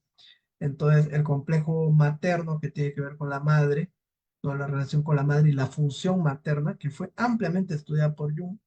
El complejo paterno, la relación con el padre, que fue muy estudiada por Freud. Y el complejo entre hermanos, ¿no? Que fue muy estudiado por Adler, ¿no? Son como los tres complejos básicos desde los cuales se forma la personalidad de un individuo, ¿no? El complejo paterno aparece muchas veces en los mitos, en los cuentos, ¿no? eh, la relación, por ejemplo, entre Zeus y Cronos, ¿no? Es una imagen muy típica del complejo paterno, esa lucha de poder entre el padre y el hijo. En el mismo cuento que les he contado aparece ese complejo paterno, ¿no? Representado por el viejo, el rey y el hijo, ¿no? Esa lucha por ser uno mismo que muchas veces antes era más fuerte. El hijo tenía que matar al padre o pelear con el padre para buscar su propia identidad, ¿no? Eh, En el complejo materno también aparece muchas veces el complejo materno en los cuentos de hadas, ¿no? Por ejemplo, el cuento de Hansel y Gretel, ¿no? De la viejita que alimenta a los niños para comérselos. Bueno, hay muchas representaciones. Y el complejo fraterno también, obviamente. Muchos mitos, imágenes, Caín y Abel, ¿no? Daniel y sus hermanos, Jacob y Esaú, ¿no? Entonces, esta relación con lo paterno, con lo materno y con los pares es la cuna en la cual se desarrolla la personalidad. Ya estas tres imágenes, ¿no? Lo paterno, lo materno y lo fraterno, van a contribuir ya en gran medida al desarrollo de la personalidad que vamos a construir, ¿no? En la segunda mitad de la vida, asumiendo que ya hemos construido más o menos un yo funcional, lo que toca es lidiar con tres complejos más de ese yo. Y a estos le va a llamar Jung el complejo de desarrollo, que tiene que ver con la diferenciación de llegar a ser uno mismo, ¿no? Esa idea de llegar a ser un individuo. La individuación que va a apuntar a sí mismo y que se describe a través de cuatro imágenes, ¿no? La primera es la persona. El complejo de la persona es la máscara que usamos para adaptarnos al mundo. Entonces, el primer punto acá es darnos cuenta que no somos esa máscara, que esa máscara es un artefacto. El segundo es el complejo de la sombra, integrar los aspectos del inconsciente personal. Y en tercero aparece la imagen del ánima y el ánimos, lo femenino y lo masculino, y que tiene que ver con la conexión con los aspectos más profundos del inconsciente colectivo, ¿no? Todo esto apunta a lo que Jung va a llamar el sí mismo, ¿no?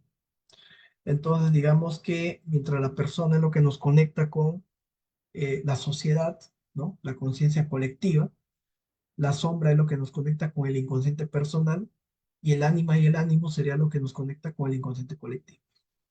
Esto lo explicaremos después, ¿no? Seguramente en las siguientes sesiones, ¿no? En esta categoría tercera, lo que vamos a encontrar es más bien todos los demás complejos, ¿no? Hemos hablado de algunos complejos clásicos, ¿no? De abandono, de inferioridad, de superioridad, de víctima, de salvador, de Edipo, de castración. Entonces acá entran todos los demás complejos que podemos encontrar en la clínica, ¿no? Entonces no hay una relación de complejos. O sea, los complejos uno les puede poner un nombre y decir, bueno, yo me doy cuenta que tengo un complejo de inferioridad o yo me doy cuenta que tengo un complejo importante de abandono, ¿no? Entonces, podríamos clasificar los complejos en tres grandes grupos. Complejos primarios, que son los que contribuyen al desarrollo de la personalidad en la primera etapa de la vida. Complejos de desarrollo, que son los que contribuyen al proceso de individuación en la segunda mitad de la vida, y los complejos generales, que son aquellas construcciones que de alguna manera tienen que ver con nuestra personalidad o los aspectos patológicos, neuróticos, en los que se basa nuestra dinámica psíquica. Mm, Estas 10 características de los complejos son una sistematización que hemos hecho desde Eleusis para poder dejar más claro. ¿Cuáles son las cualidades de los complejos, ¿no? La primera característica es que los complejos hay que verlos como estructuras normales, no como patológicas, ¿no? Entonces, según Jung, los complejos constituyen los componentes principales de la disposición psicológica de toda la psique. No son signo de patología, pues es imposible no tener complejos. Se vuelven patológicos en algunas ocasiones, ¿no? Pero no siempre. Los complejos vistos por Jung son grandes capturadores de energía psíquica, funcionan como molinos que atrapan energía. Por ejemplo, si una persona tiene un complejo de inferioridad, su vida puede estar y girar siempre en torno a esto, ¿no? A sentirse inferiores, tratar de demostrar que no son inferiores, preocuparse por cómo los van a ver. Entonces podemos encontrar gente que sufre mucho porque toda su estructura psíquica gira en torno a esto. Una persona que está muy en función de ser madre, ¿no? Una persona. Entonces, estos complejos pueden ser, volverse como el núcleo de la vida psíquica de la persona y hacer que la persona no vea nada más allá de ellos, ¿no? Entonces, por eso son peligrosos, ¿no? Porque pueden de alguna manera capturar al individuo. Segunda característica, primera característica son estructuras normales, la segunda es cada complejo tiene una expresión personal, no existen complejos universales. Si bien es cierto, los complejos son organizados en temáticas universales, complejo materno, paterno, del yo, cada complejo es personal, ¿no? Corresponde a una expresión personal que yo voy a llamar la ecuación personal. Entonces, de ahí que no existan dos complejos iguales. La fórmula general para su tratamiento tampoco es posible. Entonces, cuando te preguntan en el junguiano cómo se trata un complejo materno, es que depende de cada persona. No hay dos tratamientos iguales. Entonces, dos hijos de la misma madre desarrollarán dos complejos maternos diferentes, como hemos explicado. Tercera característica, la autonomía del complejo. Los complejos son autónomos en relación a la conciencia. A veces, la persona puede tener estos complejos que los llevan a actuar como si tuvieran una personalidad secundaria, ¿no? Por eso la persona puede sentir que es poseído por algo, ¿no? Entonces, yo no sé qué me pasó, no sé por qué reaccioné así, no sé por qué actué de esta manera. Claro, porque eso fue una reacción inconsciente, ¿no? Tu inconsciente fue el que se manifestó. Dice Jung, a veces aparecen los complejos como si fueran un cuerpo extraño, un alien. En el fondo no existe una diferencia fundamental entre personalidad parcial y un complejo. Entonces, los complejos aparecen como un otro, como una doble personalidad muchas veces. Entonces, ¿cómo es posible que esta persona que es tan tranquilita cuando toma alcohol, ¿no? Parece esta otra personalidad? Bueno, porque esta otra personalidad también es parte de ella, ¿no? Sino que la guarda, la cubre, la reprime. Cuarta característica, la acentuación afectiva. En la base del complejo está la emoción, el afecto. Dice, un complejo no sería ningún complejo si no poseyera una determinada y considerable intensidad afectiva. Lo que mueve el complejo es la emoción, el afecto. Por eso el complejo es un error cuando nosotros tratamos esos aspectos inconscientes desde un punto de vista lógico, racional. Lo que tenemos que hacer es un abordaje corporal, emocional del complejo. Entonces, la psicología analítica, a diferencia de otras formas de psicoanálisis, particularmente bueno, sí es cierto, el psicoanálisis moviliza también mucho la carga afectiva a través de la palabra o a través de la transferencia. En lo junguiano tenemos un importante énfasis en lo que es la movilización de la energía psíquica a través de técnicas expresivas como el arte, la imaginación activa, el psicodrama, el trabajo con el cuerpo. Entonces es muy importante no solamente quedarnos en la palabra cuando trabajamos un complejo, sino también ir hacia la parte emocional. Quinto punto, el poder constelador que tiene un complejo. Todo complejo posee un tema nuclear, alrededor del cual se va a organizar una serie de contenidos, ¿no? Que van a ser constelados. Entonces, ese tema va alrededor a agrupar cosas. Por ejemplo, si el complejo es un complejo de inferioridad, alrededor se van a agrupar una serie de imágenes. Por ejemplo, la idea de que cómo me van a ver los demás. Yo no soy suficiente. O tengo que hacer cosas para demostrar que soy suficiente.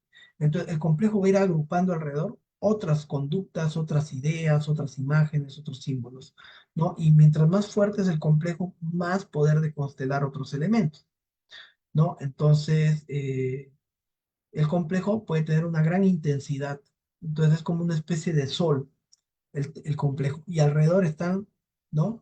Digamos, ese sistema agrupado, ¿no? Eh, de planetas alrededor de ese astro central que es el complejo, ¿no? Pensamientos, ideas, conductas.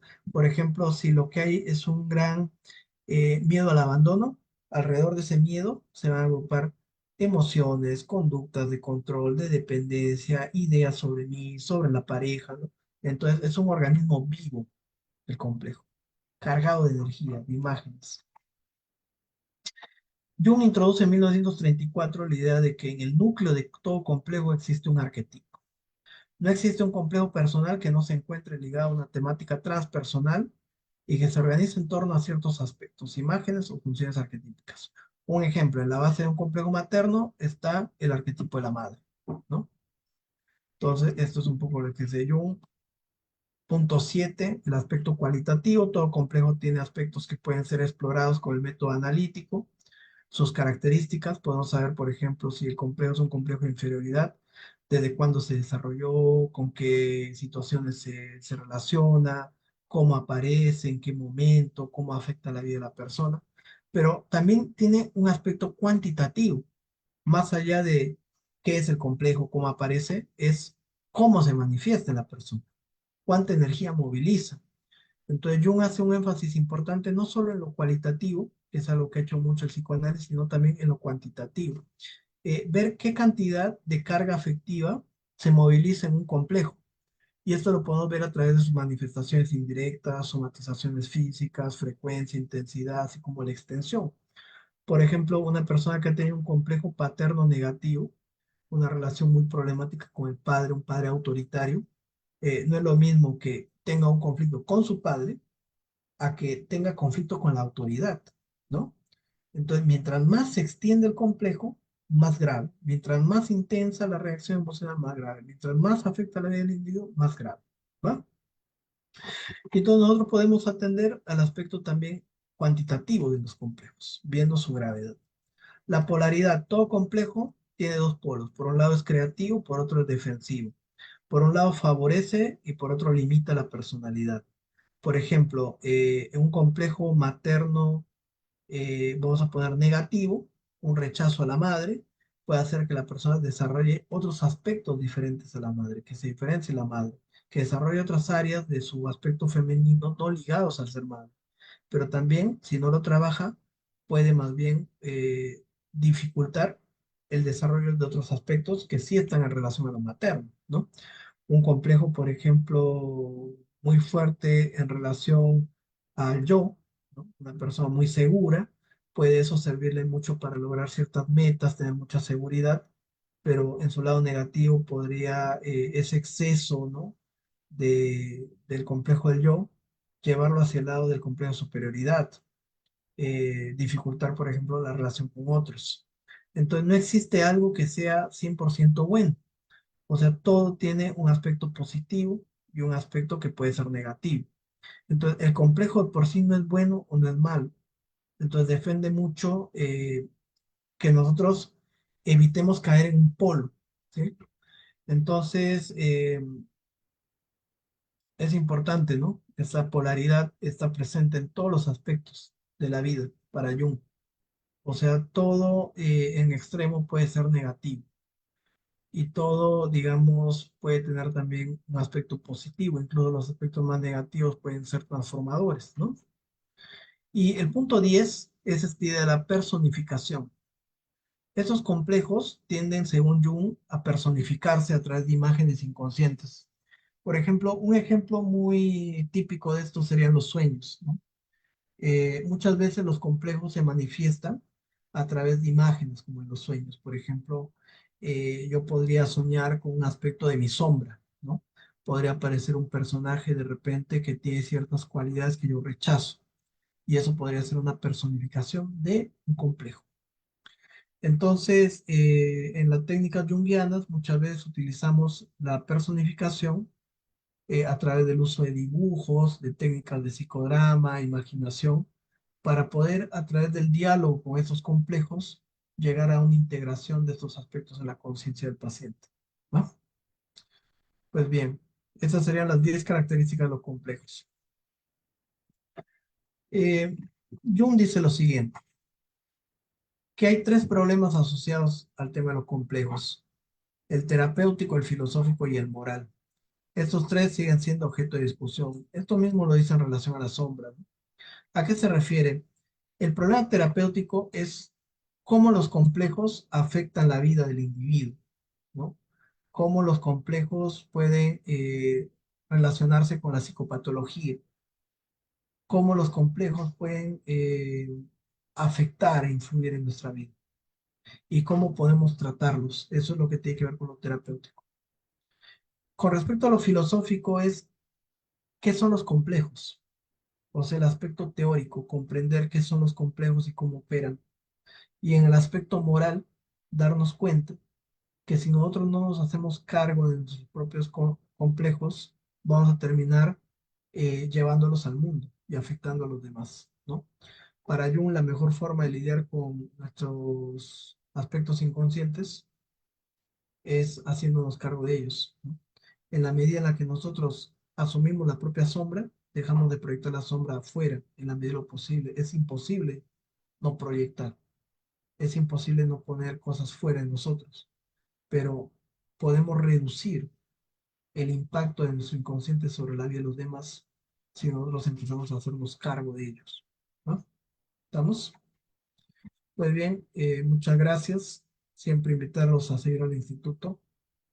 Eh, acá pues podemos finalizar el día de hoy. No sé si hay algunas preguntas, quieren comentar algo. Chicos, podemos usar unos minutos. Gabriel, sí, bienvenido. ¿Qué tal? Está Gabriel, está Marta, está José. Pueden activar sus micros.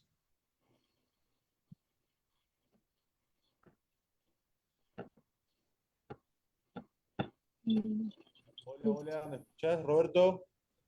Va, Gabriel, ¿qué tal? Bueno, un gustazo, fue un placer enorme escuchar esta ponencia, como todas las que te escuché, así que muchísimas gracias. Tengo varias preguntas, pero me quedo con una. Estuviste contando mitos del héroe donde confronta y vence a la sombra, pero por otro lado también la psicología analítica propone integrar la sombra. Entonces, ¿cómo tendría que ser el enfoque? Sí, sí. En realidad, fíjate, cuando Jung dice, ¿no? Algo interesante. Todo el tiempo vemos al héroe que vence al dragón, ¿no? Pero no nos fijamos en todos los cadáveres que hay ahí, ¿no? Regados, de todos los que han intentado matarlo y han sido devorados. Lo primero es darnos cuenta que, bueno, que no siempre se triunfa, ¿no? En la confrontación con la sombra. A veces la sombra nos devora. Y eso es parte también. Hay muchos autores que han sido devorados por su propia sombra, ¿no? Hay un libro que se llama La lucha con el demonio de Stephen Zweig, donde habla de Hölderlin, de Novalis, ¿no? De Claes, de Nietzsche, ¿no? Y fíjate, entonces es un poco como el mito este de Rey Salomón o de Goethe, ¿no? De hacer un trato con el diablo y ganarle al diablo, ¿no? Entonces, al inicio, fíjate, la sombra aparece como el mal. Y muchas veces cuando el héroe lo mata, en muchos mitos, el héroe adquiere algo de la sombra. Por ejemplo, a veces Sigfrido se baña con la sangre del dragón, ¿no? O Hércules se reviste con la piel del león. O a veces uno, digamos, recibe un tesoro del diablo o atrapa al genio malo en una botella. Entonces, de alguna manera, al matar a la sombra, el héroe lo integra. O sea, no es que lo mata, lo integra de otra forma. ¿Entiendes? Esto le llama yo la personalidad maná, ¿no? Ahora, maná como energía, numen, algo luminoso. Entonces es como todo el mundo, el héroe se diferencia porque ha hecho una hazaña sobrehumana, ¿no? Entonces todo el mundo sabe que él mató al dragón. Entonces es una personalidad maná, es un numen, ¿no? Se diferenció de los hombres, ¿no? Para muchos era un loco. El héroe es el loco, ¿no? Qué loco, ¿cómo va a salir de acá? Y después cuando logra la hazaña y vuelve, o sea, no es como el resto de la tribu, es especial, porque ha logrado integrar la sombra, ¿no? Ha adquirido algo que el resto no tiene. Entonces, ¿qué dice Jung? Fíjate, el riesgo ahí son dos riesgos, ¿no? Inflar el ego, creerte especial, ¿no? Es el primero. y el otro es ser tomado por eso. Por ejemplo, hay muchos mitos, ¿no? Donde el héroe cree que ha atrapado al diablo, ¿no? Y que al final el diablo termina vengándose. Por ejemplo, mira la historia del rey Salomón cuando atrapa a los demonios y al final él cae en desgracia, ¿no? ¿Se entiende? Porque a veces cuando uno cae en esa soberbia, que en la mitología griega le llaman la ibris, de creer que uno siendo humano puede contener estas fuerzas inconscientes, puede usarlas a su favor, ¿no? ¿Se entiende? O cuando uno se identifica con esas fuerzas. Entonces Jung dice, por ejemplo, la figura del chamán, la figura del mago o la figura del profeta, tienen en común que estos tres elementos, que eran conectores de este mundo simbólico, saben claramente que son medios. Por ejemplo, el profeta sabe que él no es Dios. Él es un puente entre los hombres comunes y Dios, pero es un ser especial. Es diferente a todos, porque él se comunica con Dios, pero él no es Dios, ¿no?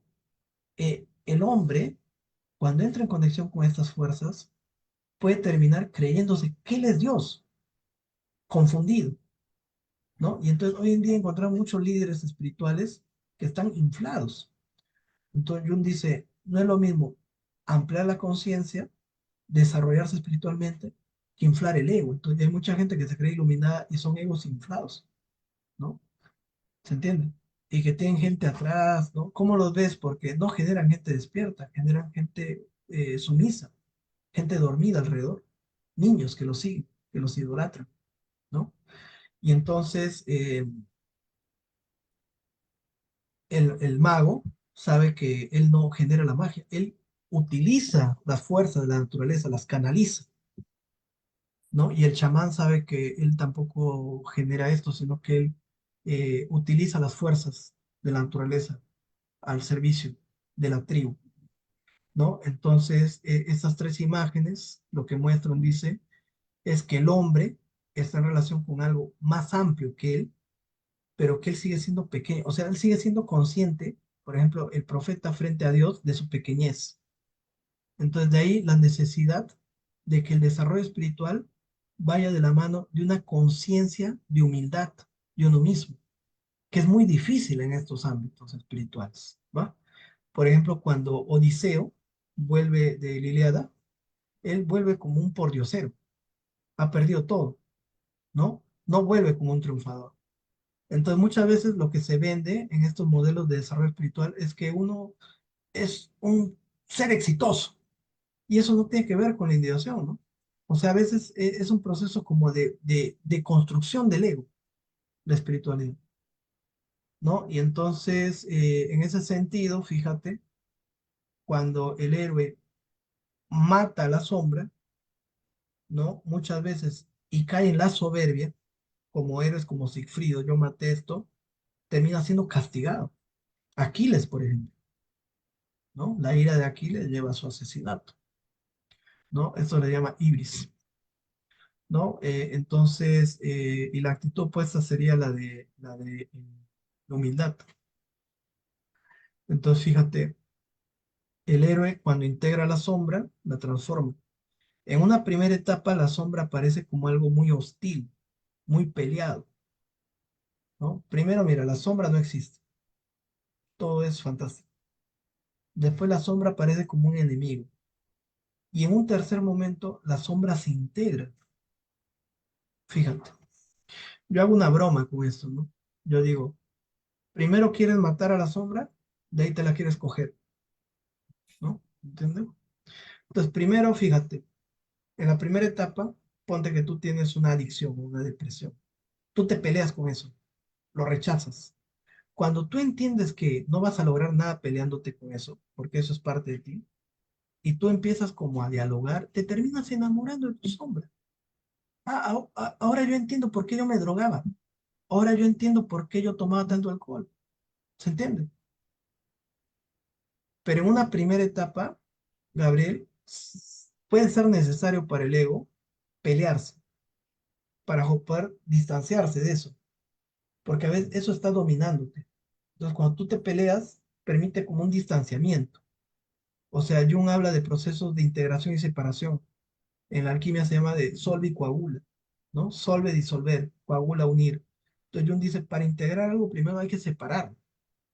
Para que tú puedas integrar una adicción, primero tienes que darte cuenta que tú no eres adicto, tú tienes una adicción, es diferente, ¿no?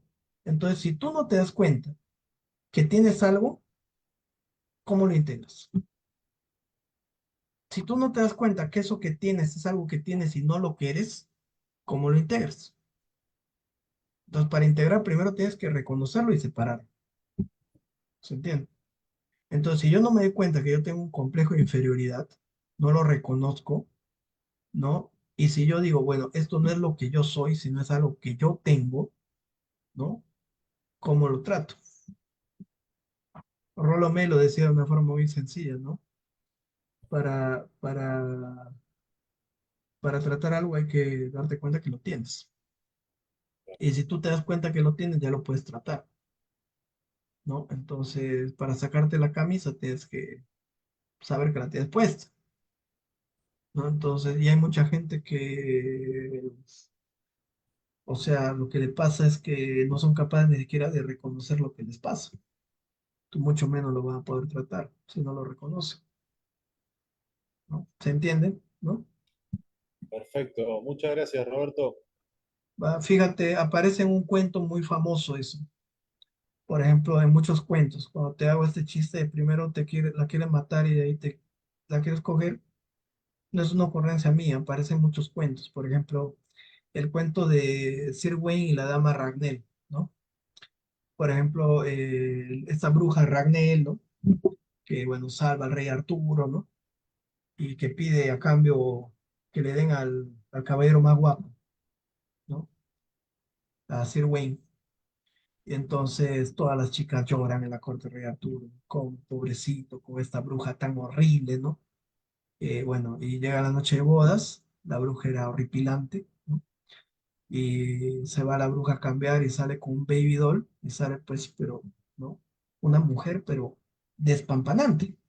Y Sir Wayne dice, ¿qué pasó acá? Y la bruja le dice, es que en realidad tengo una maldición, ¿no? Me han hecho un hechizo, ¿no? Y por las noches yo me convierto en mi forma de mujer, hermosa, pero en el día tengo que tener esta forma de bruja.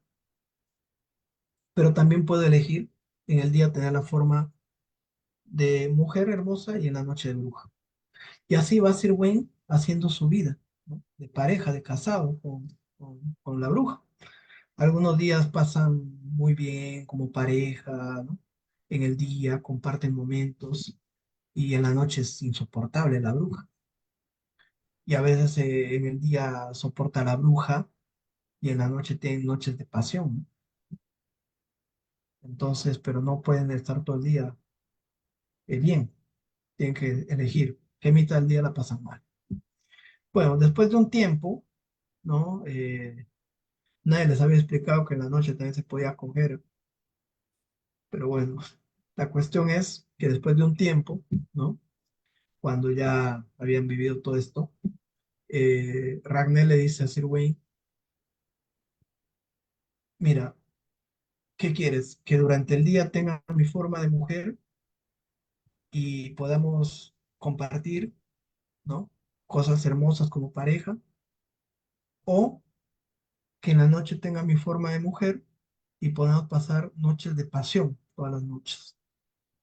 ¿Qué eliges? Y Sir Wayne le dice, lo que tú quieras, mi amor, lo que a ti te parezca. Y en ese momento se rompe el hechizo, porque la pregunta que había dado lugar a todo, la que no había sabido responder el rey Arturo, era, ¿qué es lo que busca una mujer? Y entonces lo que busca una mujer es ser dueña de sí misma. Y entonces cuando Sir Wayne le da la posibilidad a Ragnar de elegir desde ella misma, ¿no? Se rompe el hechizo, ¿no? Entonces fíjate, esa sombra que aparece inicialmente como la bruja, ¿no? Termina siendo al final la amante en muchos cuentos. Por ejemplo, en La Bella y la Bestia es lo mismo, ¿no? Este monstruo inicial termina siendo un príncipe, ¿no? Entonces, en muchos cuentos de hadas, eso que aparece como algo totalmente negativo, la sombra, termina siendo justamente al final el amante o la amante, ¿no? Y ahí está la respuesta a lo que tú estás preguntando también en esas imágenes, ¿no? Porque fíjate, si nosotros logramos entender esto, podemos comprender que un gran dolor en la vida termina siendo justamente aquello que nos ha convertido en lo que somos, ¿no? Entonces, si a Batman no le hubieran asesinado a los padres, a Bruce, no sería quien es, ¿no? Entonces, una vez, en una de las historias de Batman, dicen, bueno, esto es lo que me hizo ser quien soy. Entonces, cuando en una de esas versiones, cuando Bruce quiere volver al pasado, en realidad Flash quiere volver al pasado a reparar, ¿no? La muerte de su madre y todo esto. eh, el Bruce Wayne de Michael Keaton le dice, cuidado porque eso que tú quieres resolver es también lo que te hizo ser quien eres. Las cosas que nos pasan son las que nos hacen ser quienes somos, ¿no? ¿Se entiende?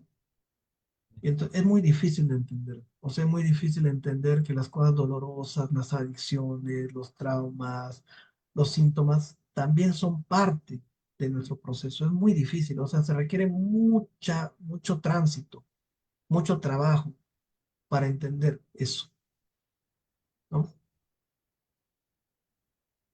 Y un día hasta incluso podemos agradecer a la vida que nos haya pasado esto, lo otro. Cuando estamos sufriendo, ¿no? Estamos en un infierno. Nos preguntamos, ¿para qué me está pasando esto? ¿Por qué me tiene que pasar a mí esto? Y años después entendemos el sentido que en ese momento no pudimos encontrar eso. Ah, esto pasó para esto, para llegar a esto, ¿no? Y bueno, por ahí va un poco la cosa, ¿entiendes? Entonces podemos después enamorarnos de esa sombra, danzar con esa sombra, agradecerle esa sombra. Si no fuera por el rey, no hubiera llegado el muchacho a ser quien fue, ¿no? En el cuento. Pero ese rey ya cumplió su función, ¿se entiende? Por eso se asesina a la sombra, porque ya no es útil, porque ya ese rey tiene que descansar, tiene que dar lugar a lo nuevo, ¿se entiende? O sea, cuando se asesina no quiere decir que no la reconozcamos, que no le damos su lugar, que no honramos eso, que es parte de nosotros. Claro, pero no podemos vivir atrapados por eso todavía, que nos ha pasado. Estamos. Genial, Roberto, muchas gracias. Ah, Gabriel, un gusto. Marta, ¿Qué tal? Estoy ¿cómo aquí. vas, Marta? ¿Qué No, tal? padrísimo, ¿eh? Puedo estar aquí de verdad escuchando. Eh, y padrísimo todo lo que compartiste hoy, Roberto. Mira, hay una pregunta que ahorita incluso me viene al caso cuando cierras con esta frase que me gustó mucho de para sacarte la camisa, primero tienes que saber que la tienes puesta. Y justo mencionabas también en tu clase cómo al reconocer estos complejos, integrarlos, van a influir menos en tu conciencia. Pero ya en la práctica vemos muchas veces que podemos estar en terapia, en consulta pasa, ¿no? Ya digamos, el consultante ya se dio cuenta de sus complejos, pero de pronto siguen operando y a veces pueden pasar años, aunque en las primeras sesiones te empezaste a dar cuenta de dónde venían tus patrones, de pronto pueden ser años en que siguen operando en ti. Entonces, ¿qué tanto realmente el reconocerlos te ayuda a empezar a disminuirlos? Sí, ahí hay varias respuestas posibles ahí, ¿no, Marta? Mira, fíjate. Primero, hay complejos que son muy constitutivos. Por ejemplo, el complejo del yo es un complejo muy constitutivo, ¿no? Entonces, ¿qué quiere decir? Que es una estructura muy fija, ¿no? Que puede estar más sedimentada o menos sedimentada. Entonces, fíjate, por ahí hay un complejo que es menos, que tiene que ver menos con tu identidad, ¿no? Entonces va a depender mucho de la estructura yoica. Por ejemplo, si tú eres una persona que ha sido atravesado por una situación muy traumática, donde te puse el ejemplo que es de la fantasía, ¿no? De Bruce Wayne. Entonces, para Bruce Wayne, ese trauma es muy constitutivo de su identidad. Entonces, en el sentido clásico, lo que va a hacer, no, tú no vas a resolver el complejo, sino que lo vas a poder reconfigurar, resignificar, pero el complejo va a estar ahí. Ahora, si llevamos esto a una experiencia de vida, por ejemplo, tú eres una persona que no conoció nunca a su padre, entonces eso va a ser una herida ahí, pero se va a poder resignificar el complejo. O sea, no se va a eliminar eso de tu historia, va a seguir siendo parte, pero la carga afectiva que tiene, el significado que le das, se puede configurar. Entonces, fíjate, desde el punto de vista técnico, muchas personas piensan que por hablar de un tema ya lo resolvieron, ¿no? El modelo junguiano parte de un concepto que es el concepto de amplificación. ¿Qué quiere decir? Que siempre podemos ampliar más la conciencia o el trabajo con respecto a un contenido, que nunca se agota un contenido. Por ejemplo, los complejos primarios, que son los complejos materno, paterno y del yo, son complejos en los cuales siempre vas a poder adquirir mayor información o vas a poder seguirlos trabajando. No existe una persona que va a trabajar al 100% un complejo, ¿no? Pero digamos, en el psicoanálisis clásico, el problema justamente al que apunta Jung es que hay una tendencia, sobre todo en ciertas formas de psicoanálisis más lacaniano, a trabajar desde un punto de vista netamente intelectual del complejo, lo que para Jung sería el aspecto cualitativo del complejo, ¿no? Entonces, hablar de que tu padre te abandonó y que tu madre era así, WhatsApp, no significa trabajar el complejo. Trabajar el complejo es ir a la emoción que está en la base del complejo, ¿no? En la medida en la que la persona conecta con la rabia, el resentimiento, lo expresa, lo saca, ¿no? Moviliza esas imágenes que están ahí, el complejo se moviliza. Entonces, ¿cuál es el problema? Que muchas personas van a terapia a hablar racionalmente sobre lo que les ha pasado, no a trabajar emocionalmente, vivencialmente. Entonces, la única forma de movilizar el complejo es cuando empezamos a trabajar desde las imágenes o desde las emociones. Entonces, por eso mucha gente puede ir a psicoanálisis muchos años y no resolver nada, porque no va al fondo emocional, se queda en el fondo intelectual. ¿Se entiende? Sí, Entonces, eso por un lado. Ahora, por ejemplo, hay gente que dice, yo ya perdoné a mi padre, perdoné a mi madre, yo me he dado cuenta que mi madre en realidad hizo esto porque, claro, intelectualmente lo entiendes, ¿no? Desde el adulto que eres, pero desde ese niño que fuiste en ese momento y que sufrió eso, no lo has trabajado nunca. Porque una cosa es ir a análisis y trabajar desde lo adulto racionalmente y otra cosa es conectar con la vivencia primaria, ¿no?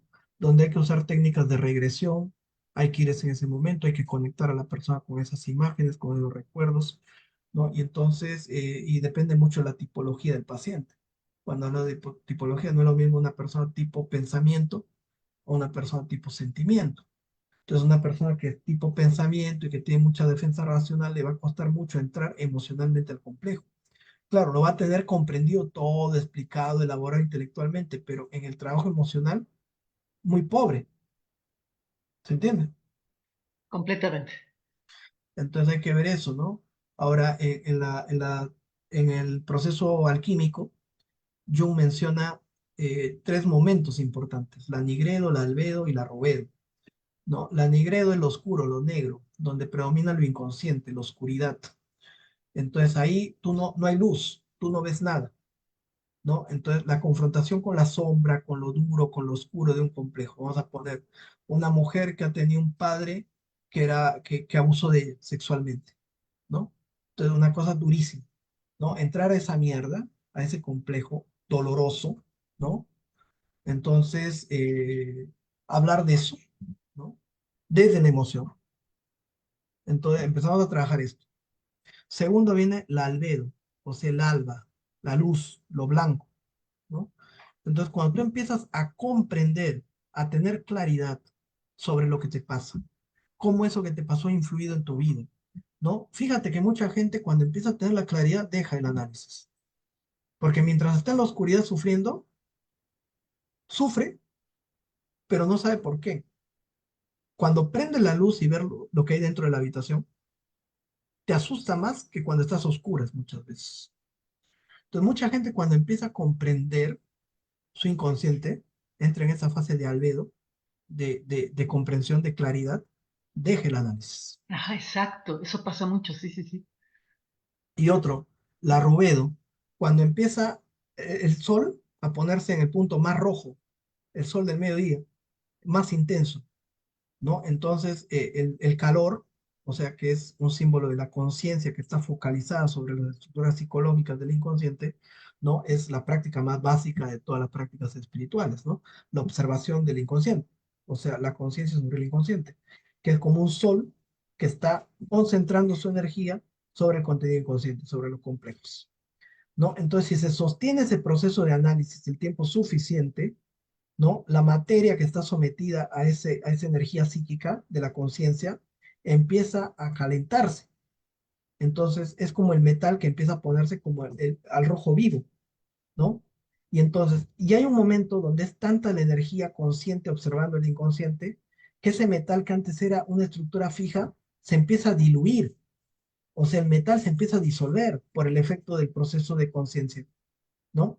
Y entonces, al diluir esa estructura que era el complejo, la estructura de personalidad, puede reconfigurarse esa estructura. O sea, el metal que era rígido, sometido al calor, a ciertas condiciones, ¿no? Se diluye y se puede crear una nueva estructura, ¿va? Lo que Wow, no puedes padrísimo. hacer, lo que no puedes hacer, Marta, es eliminar la materia, ¿va?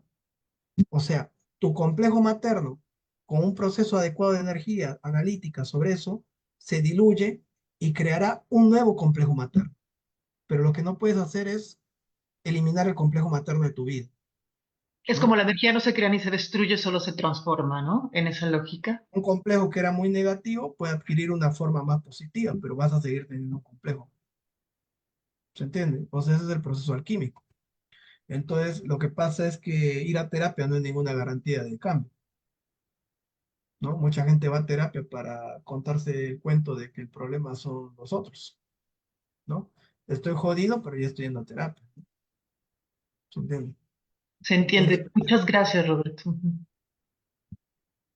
vamos, yo conozco mucha gente que ha ido muchos años a terapia y que nunca ha trabajado a profundidad sus cosas. Buenas noches, Roberto. ¿Cómo Ah, estás? José, ah, Bien, bien, ¿no? Muy fascinado con toda la clase, desde el principio hasta ahorita que hemos escuchado cada una de todo lo que has hablado. Y en verdad, el tema de los complejos no, nunca va a acabar porque o sea, básicamente cuando, al principio cuando comenzaste a hablar de los complejos, yo de una vez asocié toda la temática de los complejos de la óptica de Jung de como si fuera la carta del tarot de la torre. ¿Por qué? Porque la torre, o sea, bien nosotros lo conocemos, es una torre altísima que se eleva al cielo, pero nosotros vemos que se está derrumbando y están cayendo dos personas por designio de Dios. Aunque también tenemos que tomar en cuenta que la torre no es un complejo, es la suma de todo un legado de complejo que formaron esa torre. Y por tanto, cuando se derrumba es porque hay parte de esta torre, la parte oscura, en donde se encierra el andamiaje, se puede estar corrompida, puede estar fracturada, puede estar que estos socavones o se ha vuelto inestable como para sostenerse. Entonces, o sea, en vista que lo que hay, y en base a toda la temática de los mitos que suman la comprensión de nuestro complejo, a veces yo, por lo menos, más bien yo me planteo que si en algún momento la sombra como tal, pues no cae en cuenta si es espectadora o protagonista de su vivencia. Por tanto, o sea, uno quiere buscar es como dar a conocerse más a sí mismo por el método de la psicología analítica como para dar por en sí, por qué uno repita patrones de heredado o quizás por qué llega a recrear patrones que pueden ser tanto benignos como nocivos para nuestra vida.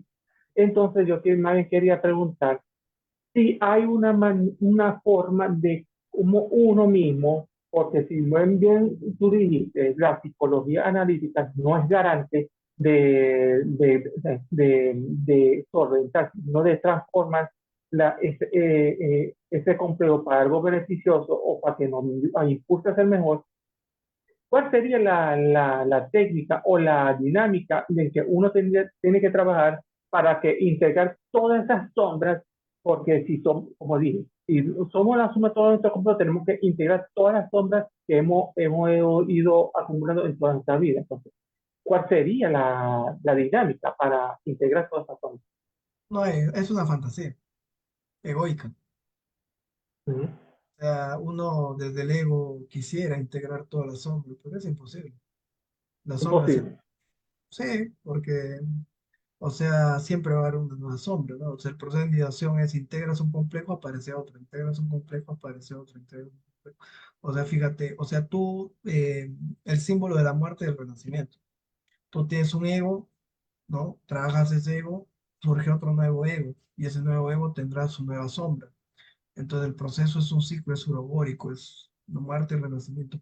O sea, la idea de agotar el inconsciente y de poderle ganar al inconsciente y poder integrar todo es una fantasía egoica. Mm. Muchas veces, fíjate, hay un símbolo en la alquimia, no sé si lo has visto tú, de un león verde devorando el sol. Sí, lo he visto muchas veces. Entonces es una dialéctica, ¿no? Por un lado tienes el arquetipo del héroe, el héroe que mata al león, al toro, que es todo lo que ha promovido la cultura griega, ¿no? Occidental, la crítica que hace Nietzsche un poco a lo apolíneo, ¿no? Que es Apolonio. tratar de dominar la naturaleza, el inconsciente, someterlo. Si el hombre podría vencer a la muerte, la vencería, ¿no? La Ujú. fantasía del ego humano, ¿no? Y por otro lado, la conciencia de lo diminutos que somos ante la vida, ¿no? Entonces son los dos polos, el yo y el sí mismo. Y nosotros necesitamos, así tanto como necesitamos, José, dominar la sombra y aprender a domar al toro, aprender a dominar, controlar al dragón, también necesitamos a veces que el león nos devore. Necesitamos también a veces que la sombra nos devore. Porque imagínate, o sea, es en esos momentos donde nosotros tocamos nuestra naturaleza humana, la humildad, ¿no? Si no, seríamos dioses, ¿no? Y es Ujú. la patología, lo arquetípico, lo instintivo, cosas como por ejemplo el amor, ¿no? O la muerte, que nos hacen conscientes de que no somos dioses, ¿no? Y entonces es una fantasía egoica integrar la sombra y el inconsciente.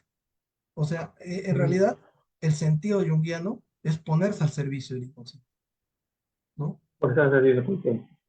Sí, Sí, porque yo he visto es que, por ejemplo, en estos tiempos hay mucha tendencia en la gente está buscando nuevas alternativas aparte de la parte científica, de la acercarse a la parte esotérica como para a conocerse más o buscar esa esencia que les falta. Entonces yo he visto que mucha gente busca alternativas y lo New Age, o como ahorita que se está viendo mucho en boga que la gente que se está inclinando más por las temáticas del esoterismo de sendero izquierdo, como es por ejemplo, el satanismo, luciferino, el paganismo, que es más que todo son vías muy heterodoxas y muy como caminos torcidos, muy al contrario como son las vías del sendero a mano derecha, que son las líneas rectas, como son nuestras religiones bien fundamentadas, bien establecidas, que tienen un corte iniciático. Más son sin Viagra, embargo, sí, Viagra más sin metal. embargo, sí, pero más que todo, cuando ya con lo que me estás presentando es como si a la final el humano va a estar siempre, va como que va a estar bamboleando entre los dos. O sea, un momento voy a estar con Dios y después el otro día voy a estar con el diablo, con Krishna, o con Kali, o con otras deidades arquetípicas del adversario, o los arquetipos benevolentes. Pero siempre vamos a estar como haciendo esa amalgama, haciendo este hilaje para que nuestros complejos sean más complejos todavía. Entonces, ahí No, no, siento que no, o sea, a ver, la naturaleza humana es una naturaleza que tiene estos dos elementos. Por un lado, un elemento que es espiritual, transpersonal, y un elemento que es material. Por ejemplo, algunas imágenes, como por ejemplo Cristo, ¿no?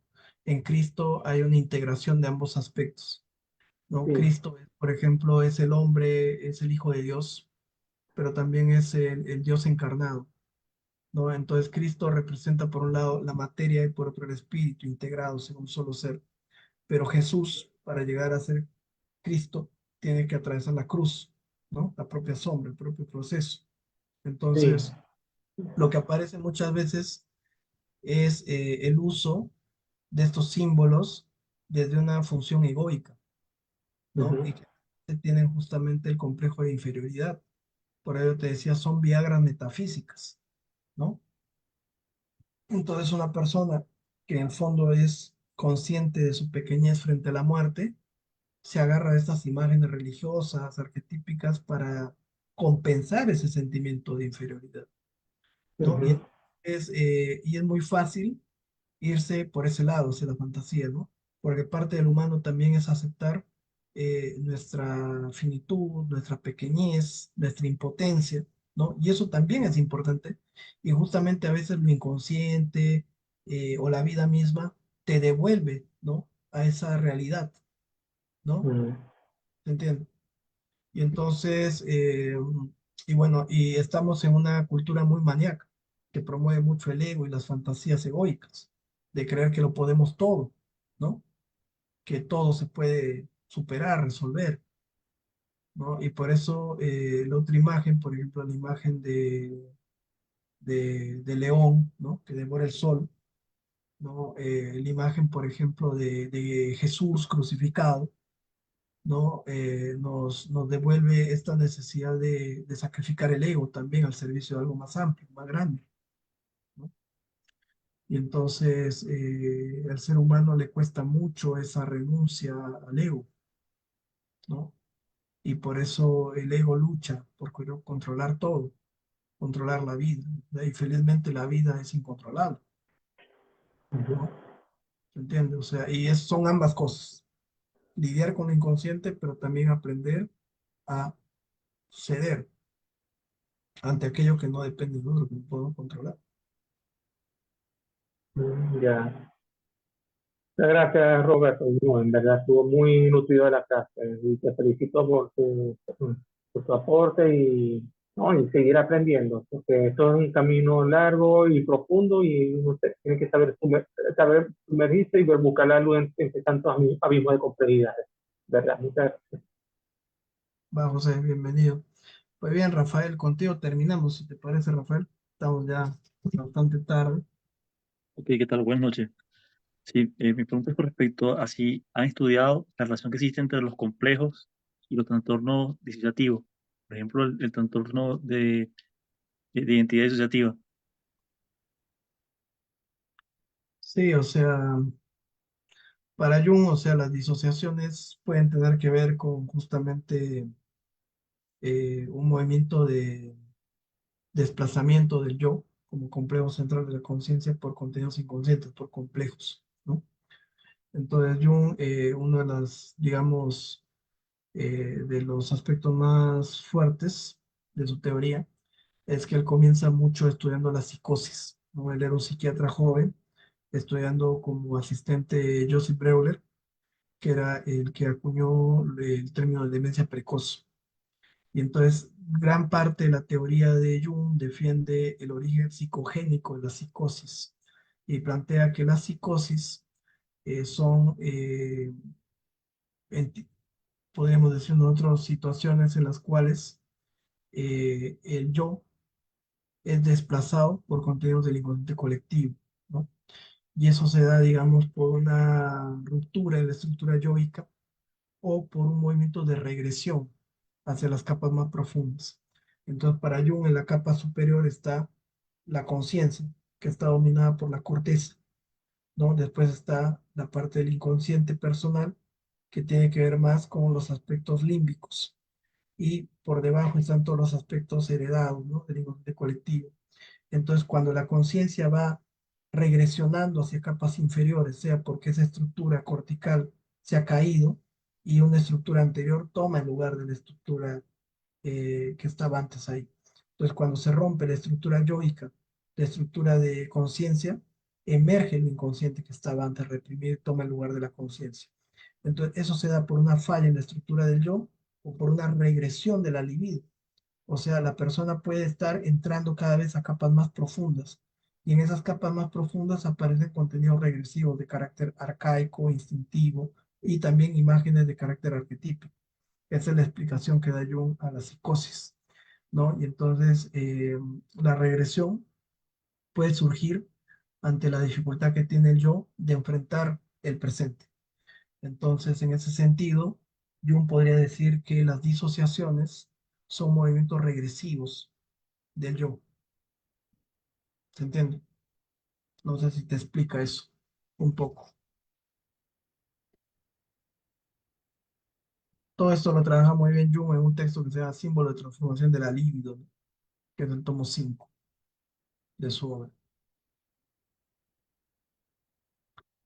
Pues bien, hay otras cosas, ¿no? O sea, para Jung todo esto también de lo inconsciente, ¿no? Cuando uno va reprimiendo el inconsciente, en un momento el inconsciente puede aparecer de forma autónoma. Eso le llama Jung un estado de posesión.